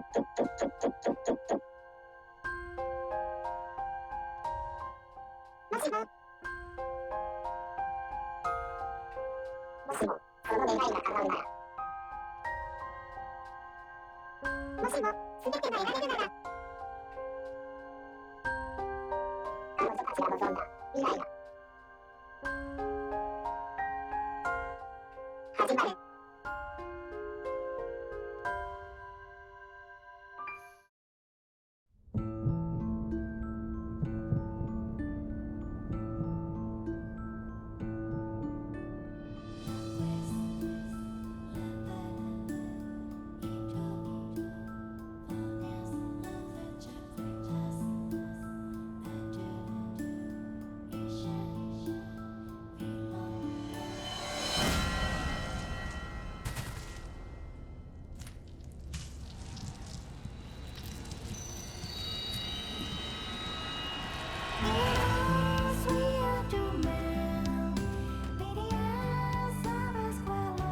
無双するある日の幸せ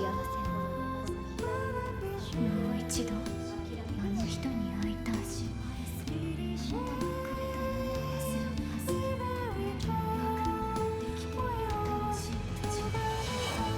長い長い物語の果てについに二人は開口する。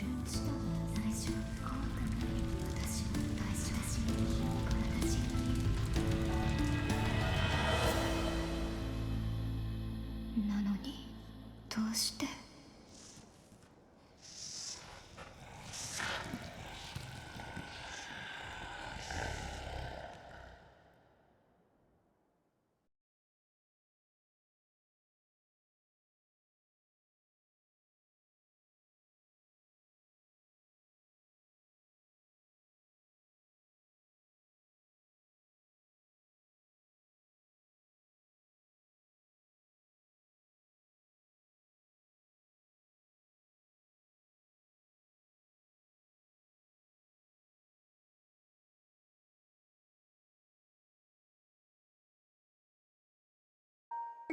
私は殺した。私自身を幾度繰り返そうともなれないのはきっと罪悪感を感じているからだ。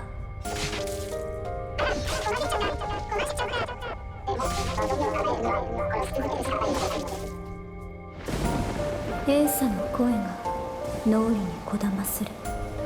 その嘆きは弱い私の心を揺さぶり、押し込めた衝動を解放せよと優しくいざなう。もう少し、もう少しだ。すべて終わればこの体などくれてやる。だからそれまではお前たちの悲願は私が背負う。そう、これは最悪の物語なのだから。